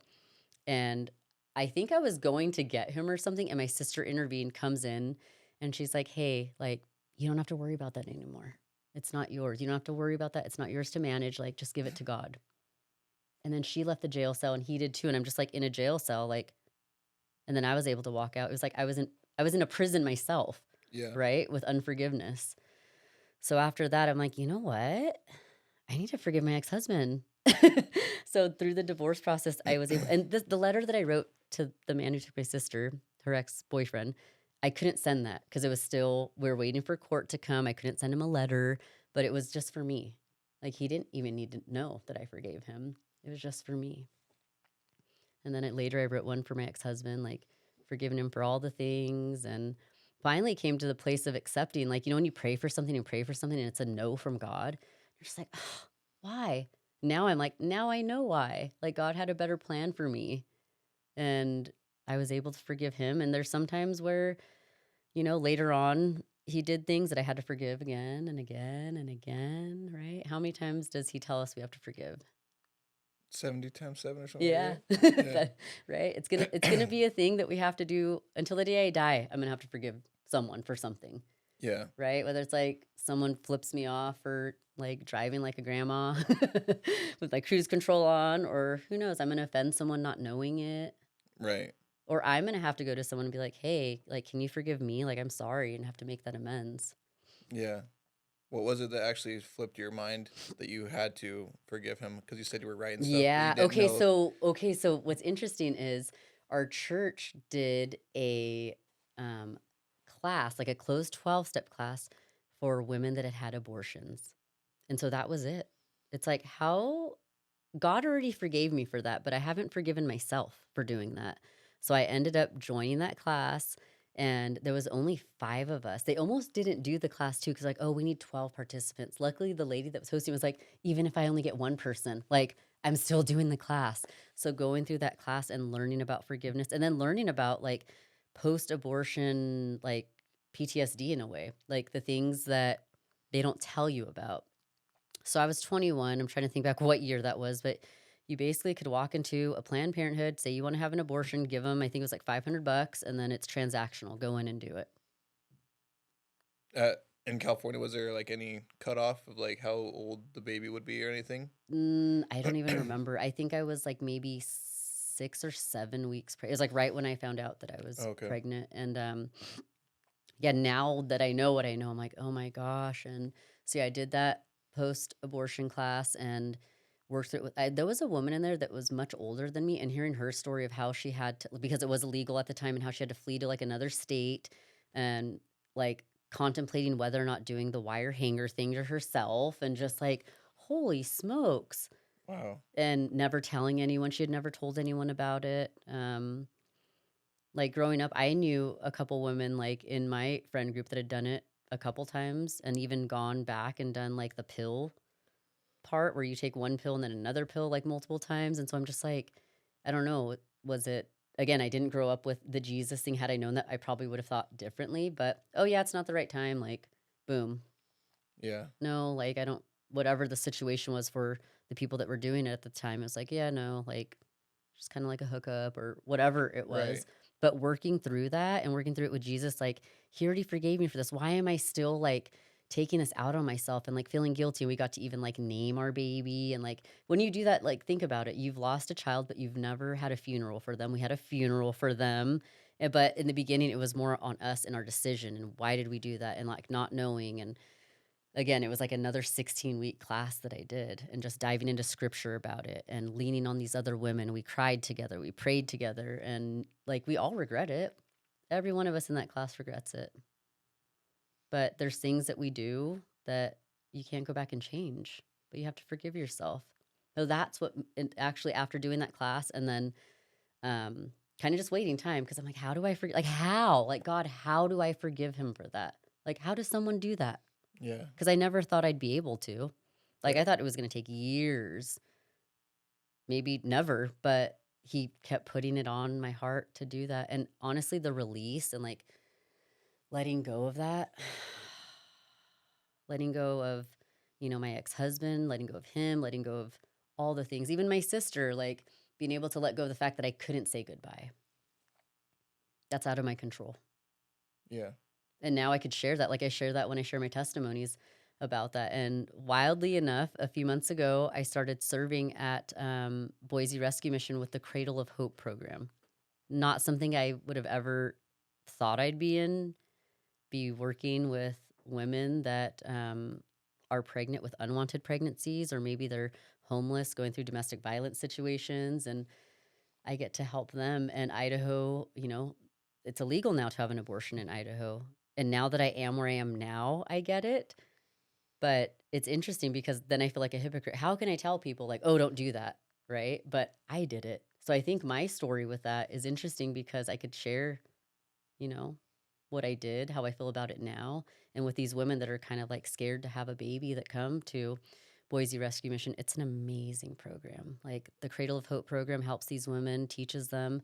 Some of them don't know how to be a mom. Some of them didn't have their mom teaching them how to do laundry, how to cook, how to set a schedule. Like they're going through classes like love and logic, parenting classes, boundaries classes. That's something like I learned a year ago was like boundaries. Man, if I learned that when I was like in high school, how cool would that be? Yeah. So it's pretty cool. And I get to rock their babies and hold their babies, take them to prenatal appointments. Like God has used, right, my dirt, my filth, and now showing me like, now I'm able to use you here. Yeah, the thing that you think disqualifies you is what actually qualifies you. Yeah. It's insane. And the thing that I was most ashamed of, I didn't want anyone to know. Like, even like the first time I shared my testimony, like, oh my gosh, my pastor's in here. He's going to hear about me being like, oh my gosh, I'm the worst person ever. Yeah. And so it's like, okay, so I actually like murdered my own child. When I say that out loud, that's what I did. And then I think about this man that murdered my sister. Like, if God could forgive me, he could forgive him. I could forgive him. That grace, that unmerited favor, Yeah. like, grace is a gift. How do you get someone to understand that wants to get an abortion that is murder and it's not just like a transactional thing?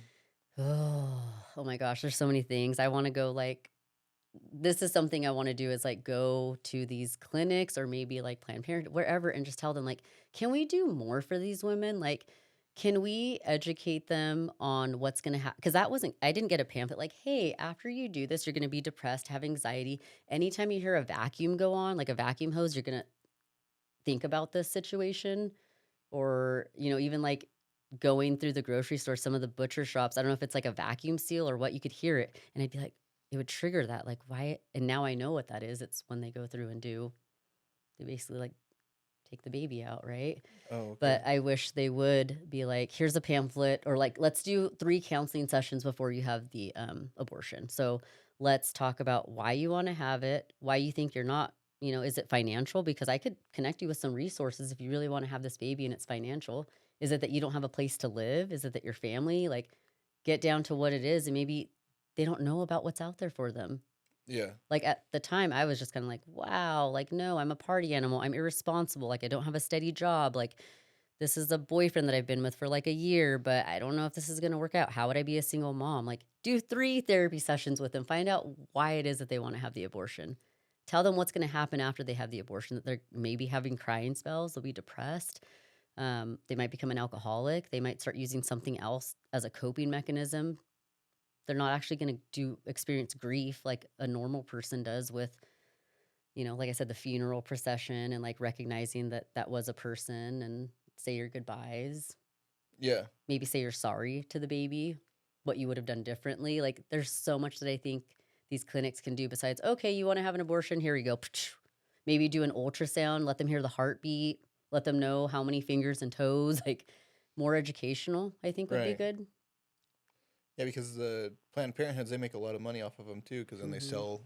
they sell like the stem cells and stuff like that, right? I have no idea. I haven't even gone through the rabbit hole to, Yeah. like, research that, but my ADHD will probably do that later tonight. Yeah. Like, I Yeah. end up just, like, This is what spiraling I've down. heard. I haven't looked at it either, Yeah, but I'm I've heard sure that it they like is. yeah, it's very crazy the stuff that they do Yeah, with and the I don't know, for me, it was immediate regret, like, once the procedure was done, it was like, and you're drugged up a little bit, so you're kinda, like, drowsy out of it when they do it. So, I don't know, but it's been a blessing being able to, like, work with these pregnant women that, again, some of them, they've been in interesting situations, and just to instill hope, like, "Hey, you could totally do this. Look, we have this class, that class, you're gonna be ready, you're gonna be an amazing mom, like, God gave you this blessing." And some of them don't know Jesus that come to the program. So, we have Bible study, we do devotional, and it's been cool to see some of them that are non-believers start to believe and have faith and know that, like, yeah, like, I'm gonna be a good mom, and, like, I have all this support, and I have other single moms in here that are doing the same thing as me. I'm not alone. yeah. Yeah, that's the worst part is feeling like you're alone. Or you're the only one. Like, dude, no, come on now, you're not.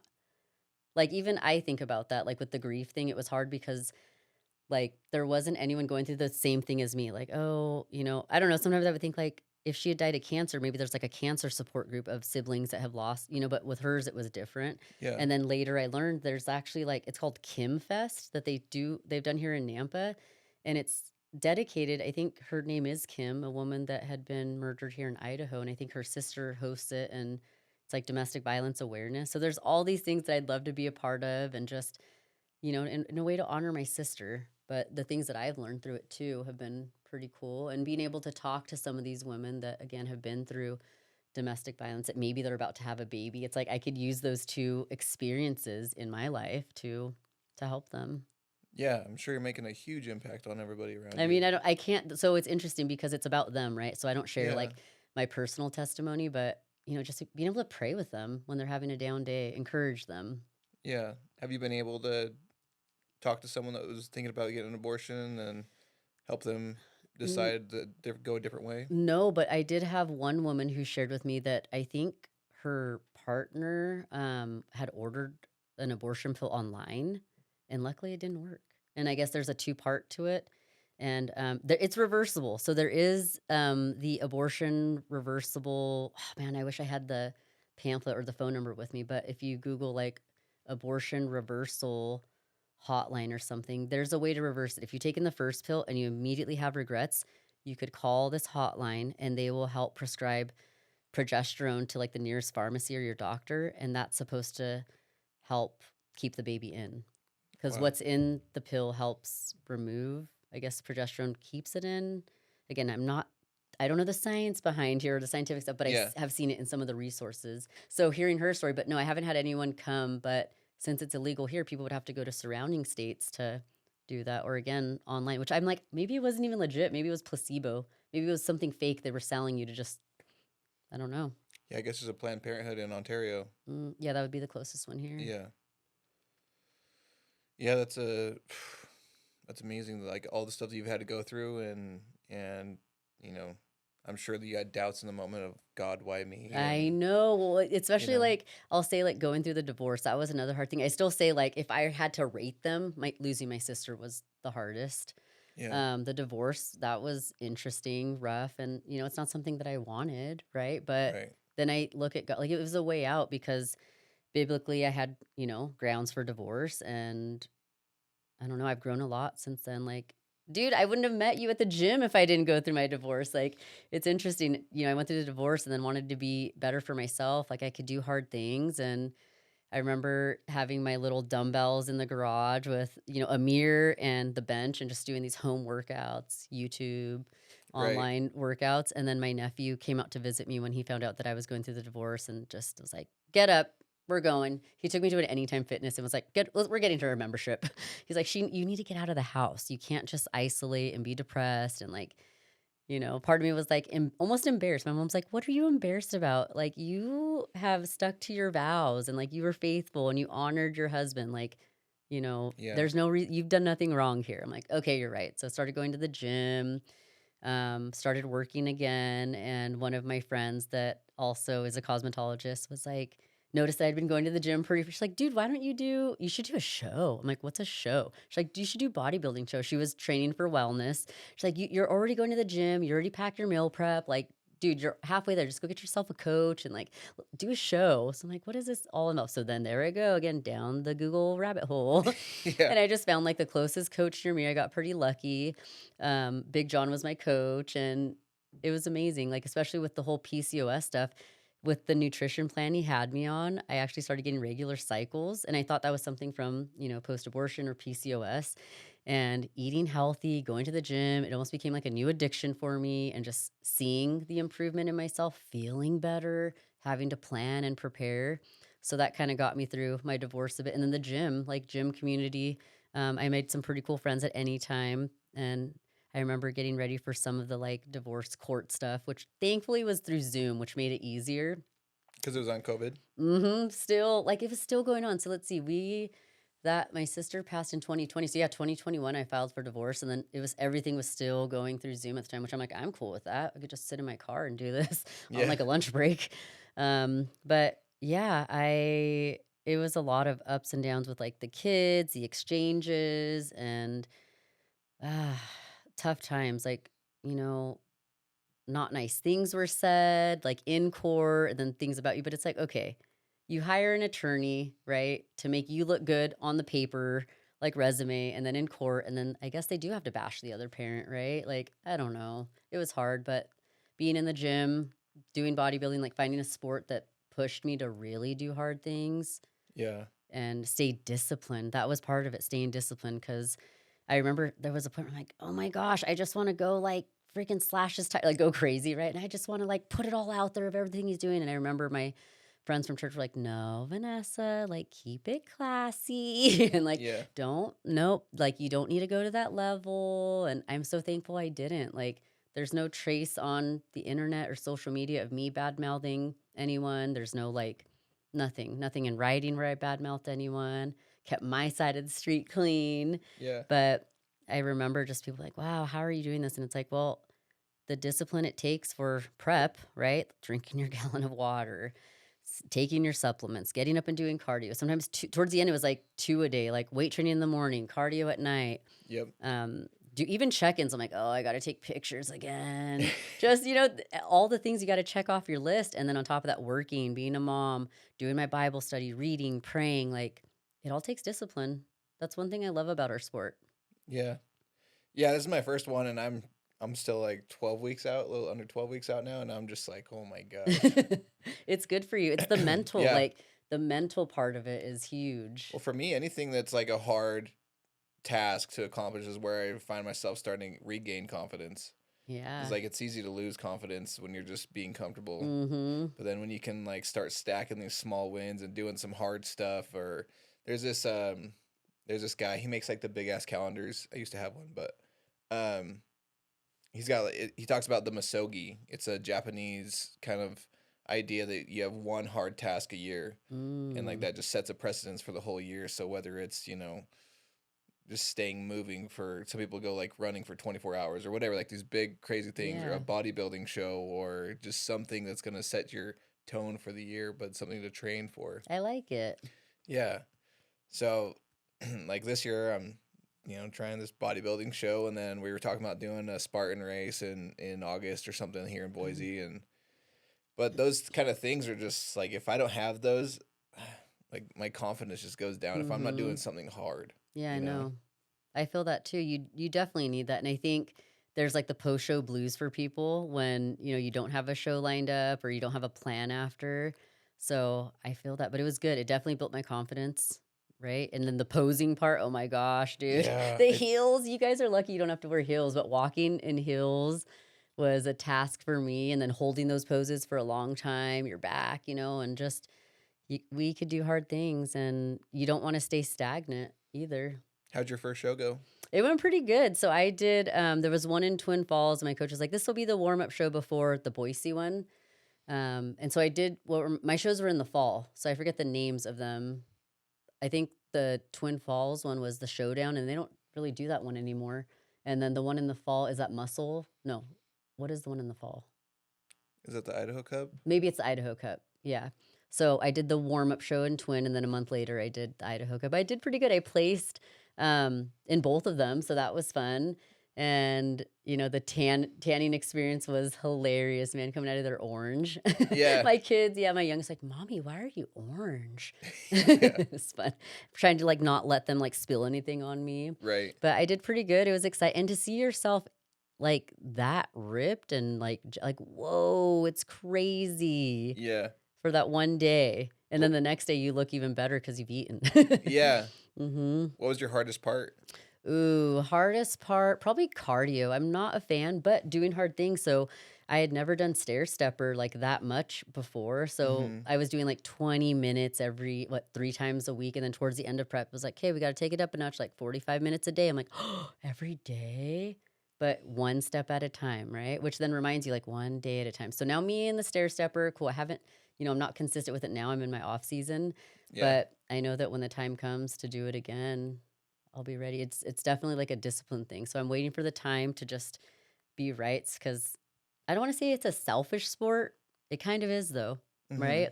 And I was still able to balance like time with my kids and you know time to focus on the sport, but at that time, their dad was doing the every other weekend thing, so now I'm solo parenting, so it's all on me, and so Yeah. I gotta make sure, like, rest is so important. I've created, like, a bedtime routine for they've had theirs, but I was so bad about my own. I'm like, "Why am I bad about this?" Our body needs that to recover, especially when you're, like, throwing weights around. Right. Yeah. When you were working out and you started working out after your depression, did you start to have things come up from the past that like you never thought about? I know for me when I started working out, like things from my childhood would pop up that I just thought I'd like totally forgot about or Mhm. whatever, but I talked to my stepmom at the time and she's a psychologist. She's like, "No, that's just like your neural pathways opening up once you start working out or something." Whoa. I was like, "Oh, I didn't even." Well, I remember, like, being angry about certain things, like, whether it was, like, a court hearing that, like, didn't go the way I wanted to, or they said something about me that I didn't like that they said, but I'm like, "Okay, I guess you wanna use that against me." And so anger and, like, taking it out in the gym with anger, but yeah, some of the childhood stuff, like, why didn't I stand up for myself? Like, being bullied was, like I don't know, I feel bad for kids today because at that time, there was no social media, like, I wasn't being blasted on the internet, like, "Oh, listen to this girl, she sounds like a man, her voice is so deep." Yeah. Like, no, and then having people comment, like, my 10-year-old's like, "Mom," she's almost 10, "I want a YouTube channel." I'm like, "No." I'm afraid of online bullying. I'm like, "No," and then I wanna beat people up, like, "What?" Yeah. Just like mama bear comes out. But, yeah, I do remember some things coming up, like, "Why didn't I stand up for myself?" And I'm, like, working at, like, all upset at, like, 12-year-old me, Right? not defending myself, like, "I shoulda said Yeah. that." Oh, I hate those. I should have said that moment. So, like, Yeah. you get done with an argument and you're driving home. You're like, gosh, that's such a good line. Mhm, mhm. Yeah, and then let's see what else happened throughout bodybuilding. I ended up taking, like what do like, not even a detour, just, like, a different path in my career. So cosmetology's been my thing, doing hair, and I love doing hair. But one of my coworkers was like she took a cosmetic tattooing class for eyebrows. She's like, "You would be so good at this because a lot of the haircuts I enjoy doing are very blunt and precise and like a blunt, sleek bob. You would think it's the easiest cut, but a straight line cutting on a round hair with things that move, dude, it's the hardest cut to, like, get down." Yeah. So she's like, "With how insane you are with your sectioning and cutting with, like, she's like, "You'd be so good at brows, at, like, symmetry and all that." So she talked me into it. Ended up doing a brow class in Boise. She wanted me to go to Utah, and I'm like, "I can't leave the kids." I just wasn't ready. I'm like, they're with their dad every other weekend, but I'm not ready." Yeah. So took a class locally, and then which then led to, like, another class, and then another class, and then I ended up, with my mentor I have now doing scalp micropigmentation, and that's been so cool. I never would have imagined, like, my career taking that path.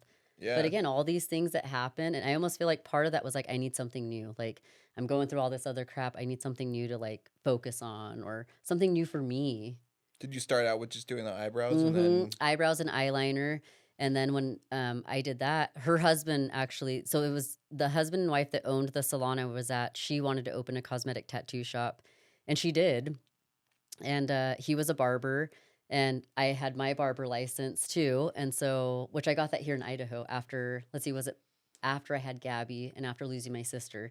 My ex-husband's like I was very depressed. He's like, "I think you need to get out of the house. Maybe you should go to work. Like, I do love what I do." So he's like, "Maybe, getting out, talking to people, your clients, that'll be good for you." So I was like, "I don't wanna go back to the old salon though because I didn't want people bringing up my sister." I wanted to yeah, go somewhere new where they didn't know me, they didn't know about her, and right. with her passing in California, that was almost a blessing because people here knew nothing about it. Sure. So I was like, "Where can I go?" And down the street from where we were living, there was a Sport Clips opening up. I'm like, "Cool." Like, I do so much women's hair. I'd be down to learn men's hair and learn how to use some clippers. Was working there for a bit and decided I wanna get my barber license because you can't use a straight razor unless you have the barber license. Sport Clips doesn't use straight razors ever, but Yeah. I wanted it.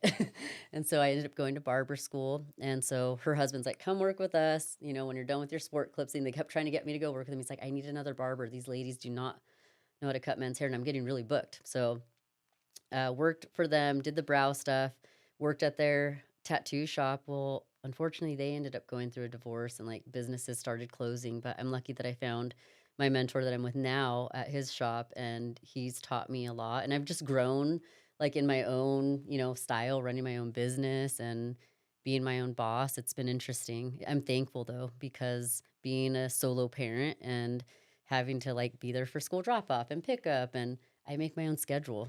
And I love my people that sit in my chair. I'm able to actually, my logo has Isaiah 61:3, which is the beauty from ashes scripture, that he will bring beauty from ashes, joy after mourning. And I have a little heart in there. My sister loved hearts, and a cross.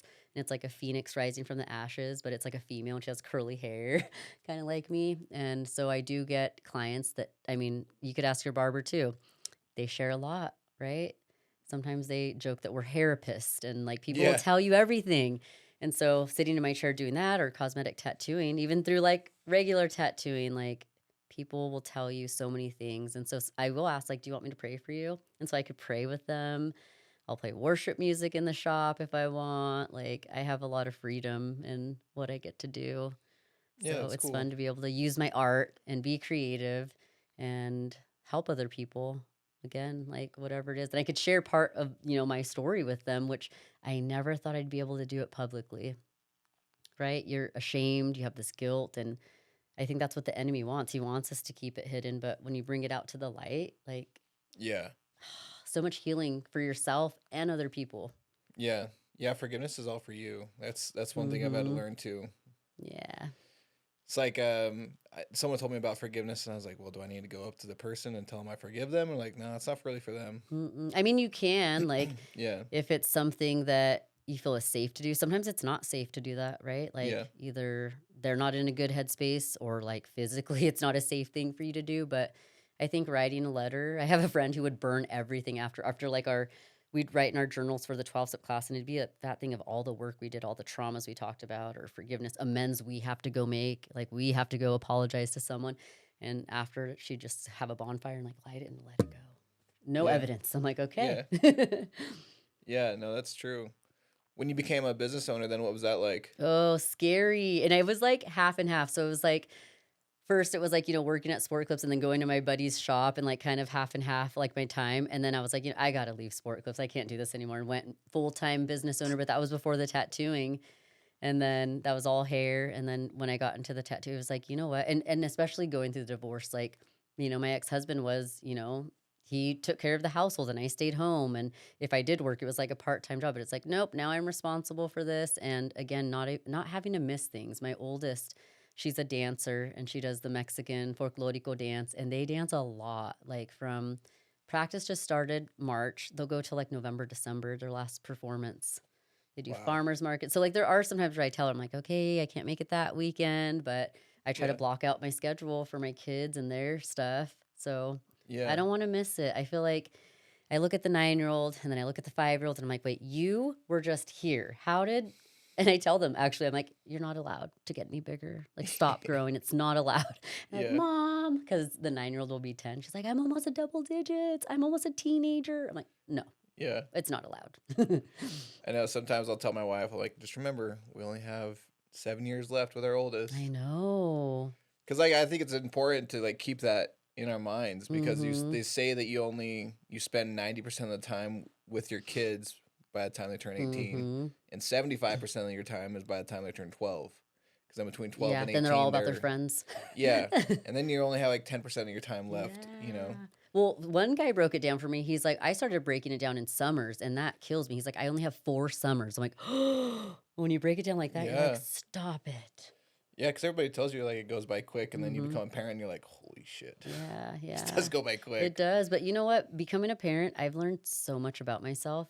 Like, man, I did not think I was a patient person before having kids. I have learned to just, right? And even the planning thing, like I told you earlier, I was so much of a planner, pretty rigid about it too. Like the worst person to probably go on a trip with, because I'd like look up all the restaurants and like all the places and like have an itinerary, like psycho, hello.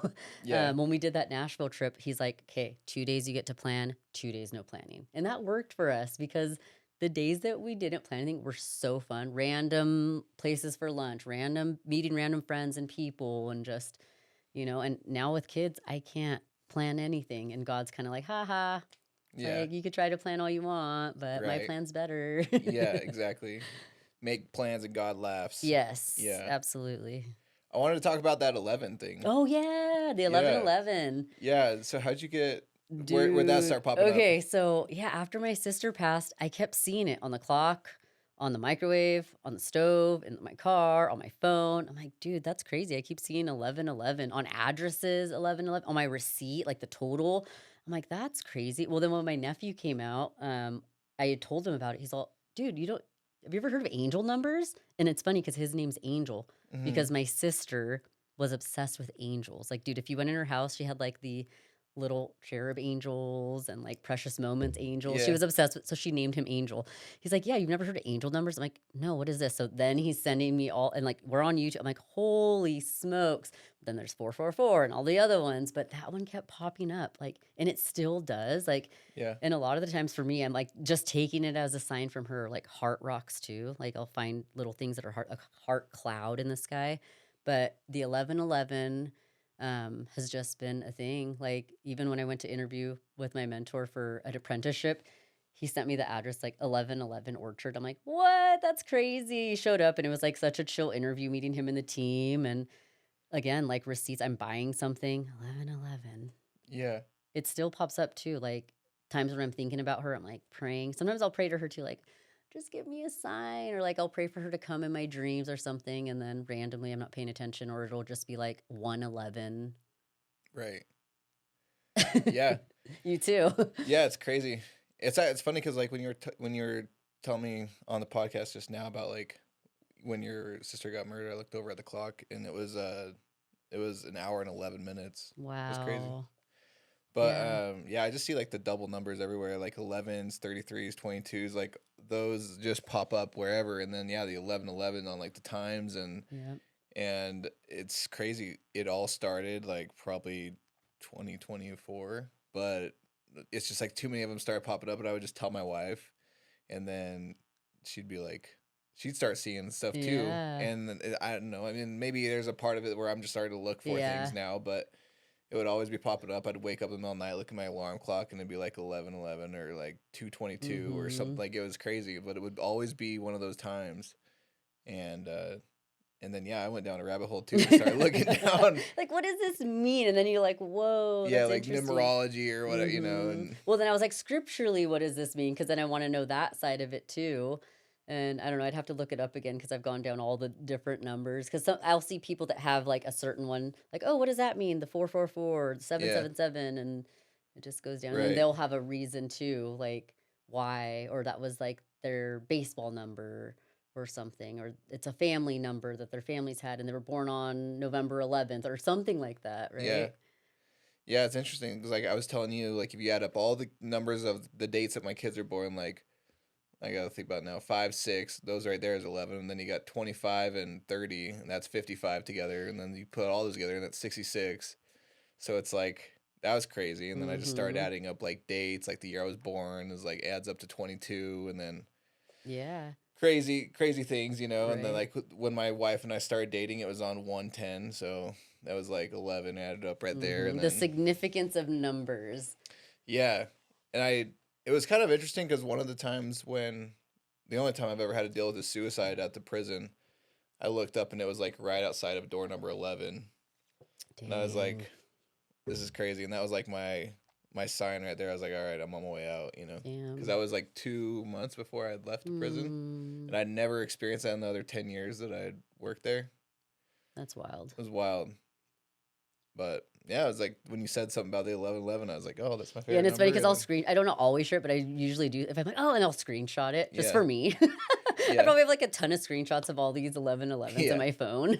yeah, But I just take it as confirmation almost from her, like, I'm on the right track, I'm doing the right thing, or like she's with me. And even the hearts thing, it's weird. Like, my kids, they notice hearts too, and I didn't tell them that that was like her favorite thing. hmm Hearts, everything. My sister, insane. Even her dog, it's weird. He had like a heart shape, like his hair, the way it grew was in like a heart shape. Oh, really? Yeah, which is crazy.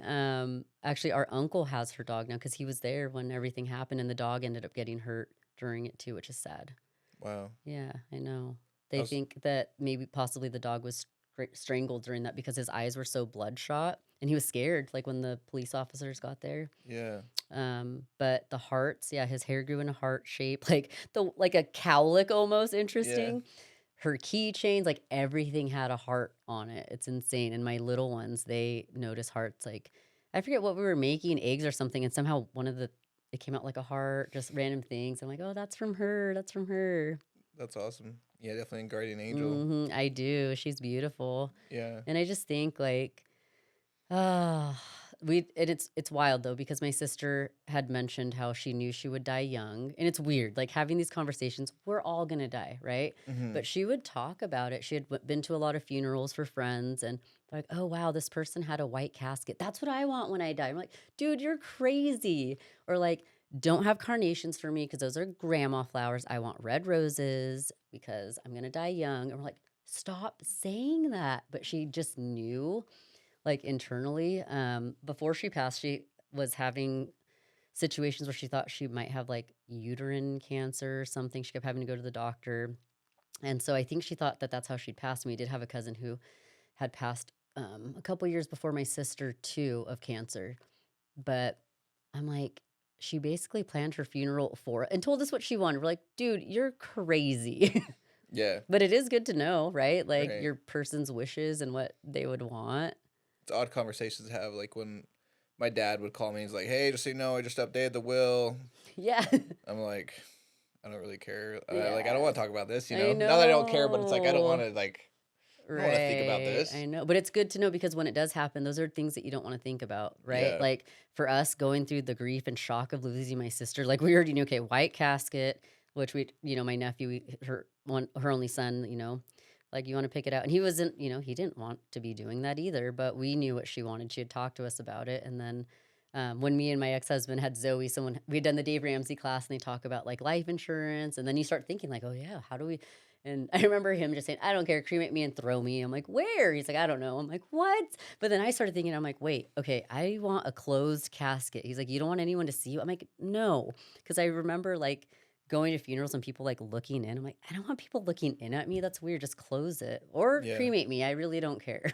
Yeah. And I had a client that he works at a funeral home, and I'm like, "What's the most expensive way, like most expensive funeral or burial you could do?" He's like, "Well, you could be turned into a diamond, like your ashes, Oh if yeah. you wanted to." He's like, "That's pretty expensive." Or the most expensive way I think he said was an underwater, like burial, like in Florida, I think he said you'd have to scuba dive. Like, so my family would have to scuba dive to go visit me. I'm like, yes, I want to get like check out bougie or something. But Yeah. I'm like, a diamond would be cool. Like, cremate me and give each daughter a diamond. He's like, yeah, it's about 20,000 for each or something like that. I'm like, dang. Dang. Yeah.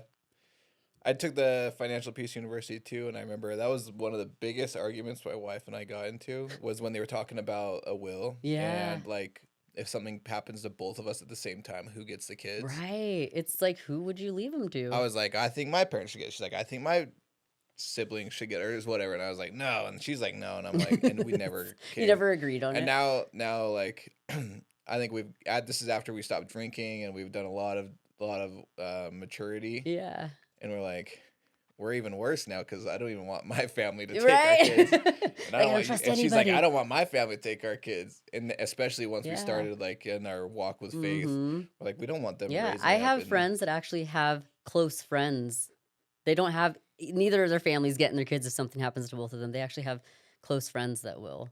yeah, But luckily, I mean, one of their kids is already an adult and yeah, they're growing up. But still, it's crazy because again, if you don't have that written down, nobody knows what do we do now. yeah, yeah. It's a really tough one to think about, even with us having like a special needs kid now. So then we're Yeah, like, even more. I was gonna ask, so how long have you been sober then, you and her? I stopped drinking in April 8th of 2023, and Nice. then she found out she was pregnant with our last child like January 20th of 2023 or somewhere Mm, in there. And so I think it was in the end of January she stopped drinking in nice. 2023, and then it was just weird because I didn't want to have any more kids after my third kid, and she wanted another one. You can't just have like three and a half, Ah. right? So I told her, I was like, I'll give you, this was like probably around January 1st ish of 2023. I was like, I'll give you till my birthday, which is in April. to get pregnant. If you don't get pregnant, then like you can never ask me again. And so I was like, you can get off your birth control, and then right, and then we went on a cruise down to Mexico, Good old and Mexico. I don't know, we got too close to the equator, but she came back and then she said she was pregnant. And I was like, I thought I planned this thing out perfectly too. I was like, it's gonna take her like a month for like the birth control to get out of her system, and then like I should be fine. I'll try and remember like ovulation areas. Like You're all tracking it. I'm like, yeah, I'm gonna let her think that she won, but I'm gonna really like outsmart her. And then she's like, I'm pregnant. I was like, damn, were you taking sugar pills or what? Like what? She wanted it that bad. Yeah, and then it was weird because like I was like, well, my way of getting back at you is that I'm just gonna stop drinking, which is weird because she's not drinking anyway. So I Yeah. don't know why I was like, I'm not gonna drink on all of February. So then, which was hard going through a first Super Bowl and not drinking, and we had people over and they're like, you're not drinking? I'm like, no.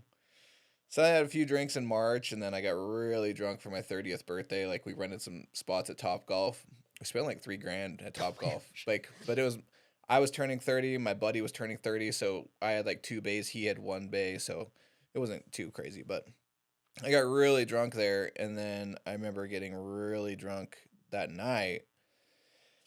And I had turned 30 the next day, so technically I was still 29. But I remember thinking to myself like, I'm gonna leave this in my 30 or my 20s. Like I don't want to continue. So I didn't drink on my birthday, and then I went to a kid's birthday party that Saturday on April 8th, and it was like a 3-year-old's party or something, and I'm drinking, and then I asked my brother that was going through AA or whatever, like to drive me home, like a recovering alcoholic, to drive me home, and it's just kind of messed up. Oh my gosh. And I was just like, all right, I'm done. And I was like cold turkey from that day. I'm done. Yeah, the older you get, the harder the hangovers hit. Yeah. Yeah, you lose like the day of, the next day, Mm-hmm. and possibly the third day. Yep. So it's like 3 days gone, and then I was, I gave that up, and then that's when I decided, well, okay, what else can I do? And then that's when I started going to the gym, Mm-hmm. and then started reading book. I was already reading books at that point, but I was just like, all Yeah. right, let's change up. Like, leave all that child stuff in Mm-hmm. your 20s. You know what's interesting? A lot of addicts, they switch to the gym. I know a lot of people, and there's a guy I follow, the sober bodybuilder. Yeah, he's out of Yeah, Utah. Yeah. yeah, and it's just so cool to see how many, and even at bodybuilding competitions, so many people like, yeah, I'm in recovery. How many years do you have clean and sober? And I'll have, let's see, March 22nd, so I'm a few days away from my 8 years, Wow. which is like, dude, I don't ever want to go back. Like, I don't. Being sober minded, like waking up with a clear head and my energy. I value my sleep. Yeah. Like, I just couldn't even imagine. I think the bigger thing for me was just passing off generational stuff. Mm-hmm. I just could see where I was going. I could see like I was overeating a lot. My kids were starting to like show the signs of gaining weight, and they can't go grocery shopping. Like I'm the Yeah. one providing all this for them, and then they're not like active, and I'm the one that's not active, and then just drinking and all this other stuff. And Mm-hmm. I just seen myself going down the bad route, and I was like, I can't pass this off. And then I didn't even like touch my generational or my like childhood trauma. Yeah. Like that was still just swept under the rug at that point. And so then when I had hired a mentor that summer in 23, and that just really pushed it all over the edge for me. Man. And but I was just like, that's the biggest thing for me, is just that generational curse. Mm-hmm. Like I think they get passed down so much. I know, like I remember hearing from my stepmom that abused me, like that her mom was really physical with her and would make her go out to the tree and pick a switch, and if it wasn't big enough to get beat with, and she would go get even bigger one or something like that.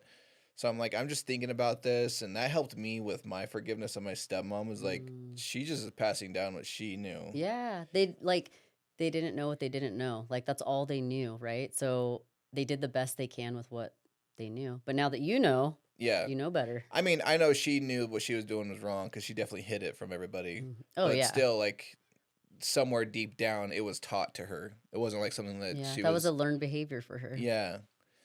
And after my episode on the Wild Chaos came out, I actually had one of her family members reach out to me and said that she had gone through somewhat similar of a thing with Mm. someone in the family member, not directly my stepmom, but it'd been passed down. So I'm like, Yep. I don't know. Do your kids ask to go to the gym with you? They've asked a couple times, but I just told them we can't. We Yeah. can do stuff here or whatever. But Yeah. yeah, My girls wanna go. They're like, well, because when so 3D is like my home gym, but when I do have them and have to have, like, childcare, we go to yeah, Idaho Fitness Factory. So they're in the room and they could see through, like, the window, and they right. wanna come out, like, "When?" And my oldest one's like, "How old do I have to be?" And so in the women's locker room, there's a sign by the sauna. It says something about children ages 12 to 15 need to have an adult in the sauna. She's like, "You could be 12?" So she Yeah, wants to just work, which counting I down. love. I'm like, "Yeah, I'll teach you. I'll teach you what Yeah. to do." Like, I think it'll be cool to be able to work out with my kids. Yeah, we've gone on like hikes and stuff Yeah. together, go to Camel's Back, and then Camel's Back has like that little body weight workout area that Yep. you can do. Yeah, the And bodybuilding.com. We yeah, did that the other day, actually. We're at the yeah. green belt at what is that? Ann Morrison, right? Okay, yeah, yeah. Yeah, back there they have another kind of Yeah, by the green belt by the river, and the girls were like trying, and they're so short that really the machines aren't for them. And I was like, "Go for it, try it out." right. Well, I think it's cool because I tell my clients to include your kids. Like, Mhm. you don't have to take them to the gym necessarily, but like if you want to, do some body ups or what, like just shoulder presses with your kids or something, like Mhm. include them, get them a little small kettlebell that they can join with you. Like, Yeah. make it fun, make it a game, so it's not like you're just a boot camp Right. instructor, right? But make it fun and do like some races or whatever, Mhm. and then gradually we can get more into the bodybuilding or strength training because I have 3 girls. I don't want them to think that they can't go to the gym because they're gonna get all big and muscly because I wish that's it a was that easy. yeah. You can attest to that, right? It's not like Yeah. you're just gonna go and lift a No. couple weights and now you're just gonna be like, what's that one chick from Napoleon Dynamite? Where Which one? it was like the karate guy's wife, where she's like all just huge. I don't remember his name. Her name's Darla. Oh, He's like, you think I'm afraid because I go oh home to yeah. Darla every night? Forget about it, Oh my you know. gosh, yeah. But yeah, so that's what I talk to a lot of women, and they're like, no, I just don't want to get all big and bulky. I'm like, I wish it was that easy. Seriously, I do. Yeah. Like I was eating like 4,000 calories, pre 12 weeks or whatever, Mm, just trying to put on some size and then we can cut. But yeah. I'm like, and I still only maybe gained a couple pounds of muscle, you I know? know. It's so hard. It's not as easy as they think. It's like, no, hit the weights because you'll love it. Because a lot of them say they want to be toned, but it's like that means add some muscle to Yeah, it. you can't spot train fat. You can't just be like, No. "Oh, I'm just gonna I do wish we core," and I could could, just get man. yeah, If it was that easy. No, we went to Shields the other night and Gabby seen the little 1 pounders and she's like, they're both wanting to get in this. So I'm like, I should just get her some little ones and have her do it. She just started boxing, so oh which is sweet, fun. It's really yeah, fun to watch her. It's her thing for sure. And the older one's like, she wants to do everything. I'm okay with it. I'm like, I think they should try it until you yeah, figure out what your thing is. But my little one has been like nervous to do anything. I'm like, do you want to dance with your sister? She tried it, didn't like it. I'm like, okay. Do you want to do T-ball? Which I was excited because softball was my sport. Nope. She didn't want anyone watching her. Like it was fine doing drills. As soon as she had to go up to bat and like be alone and people were watching, like, I don't want them looking at me and like runs off. I'm like, yeah, oh no, no. But yeah, yeah, she's like, I think I want to do fighting. I'm like, oh, karate. And I'm like showing her. She's like, no. And she's like showing me punching. I'm like, oh, boxing. She's like, yeah. I'm yeah. like, all right, let's do it. I'm trying to get my girls into jujitsu. Oh, that'd be good. Yeah. Yeah. So what's next for you? Ooh, what is next for me? Well, still in the gym. I would love to do another show. I mean, I still have that itch to like get on stage and I want to see what have I been working on these past years, with growing and have I Yeah, built what the judges wanted? Still being a mom, that's my number one priority and putting my girls first. Church, of course, work. I love what I do, so I want to keep expanding that. I'd eventually love to teach people how to do what I do as far as like the cosmetic tattooing goes. So possibly doing that. And then I'd love to do something to honor my sister. Again, I don't know exactly what that looks like, but we'll see. I want to just help other women that are going through tough stuff. Because if I yeah, could do it, they could do it. yeah, yeah. You're so strong and resilient. It's amazing. I love your story. Thank you. Where's a good spot for people to follow you at? Instagram, I'm pretty active on there. So the tattoo barber with underscores. Cool. Yeah. I'll put it on there for them. Thank you. I really appreciate you coming on here and telling your Yeah. story. I know it was Thank you. scary Yeah. and Thanks for having me. yeah. Um, and then I hope to see you back on stage then. Oh my That'd gosh, be cool. yeah, yeah. I don't think I knew you when you were on stage, so I've Mm-mm. just known you as in your off My off season. season, yep. Yeah. All right, Vanessa. Well, thanks for being the 50th episode, and Woo! yeah, it was cool. Thank you. Yeah.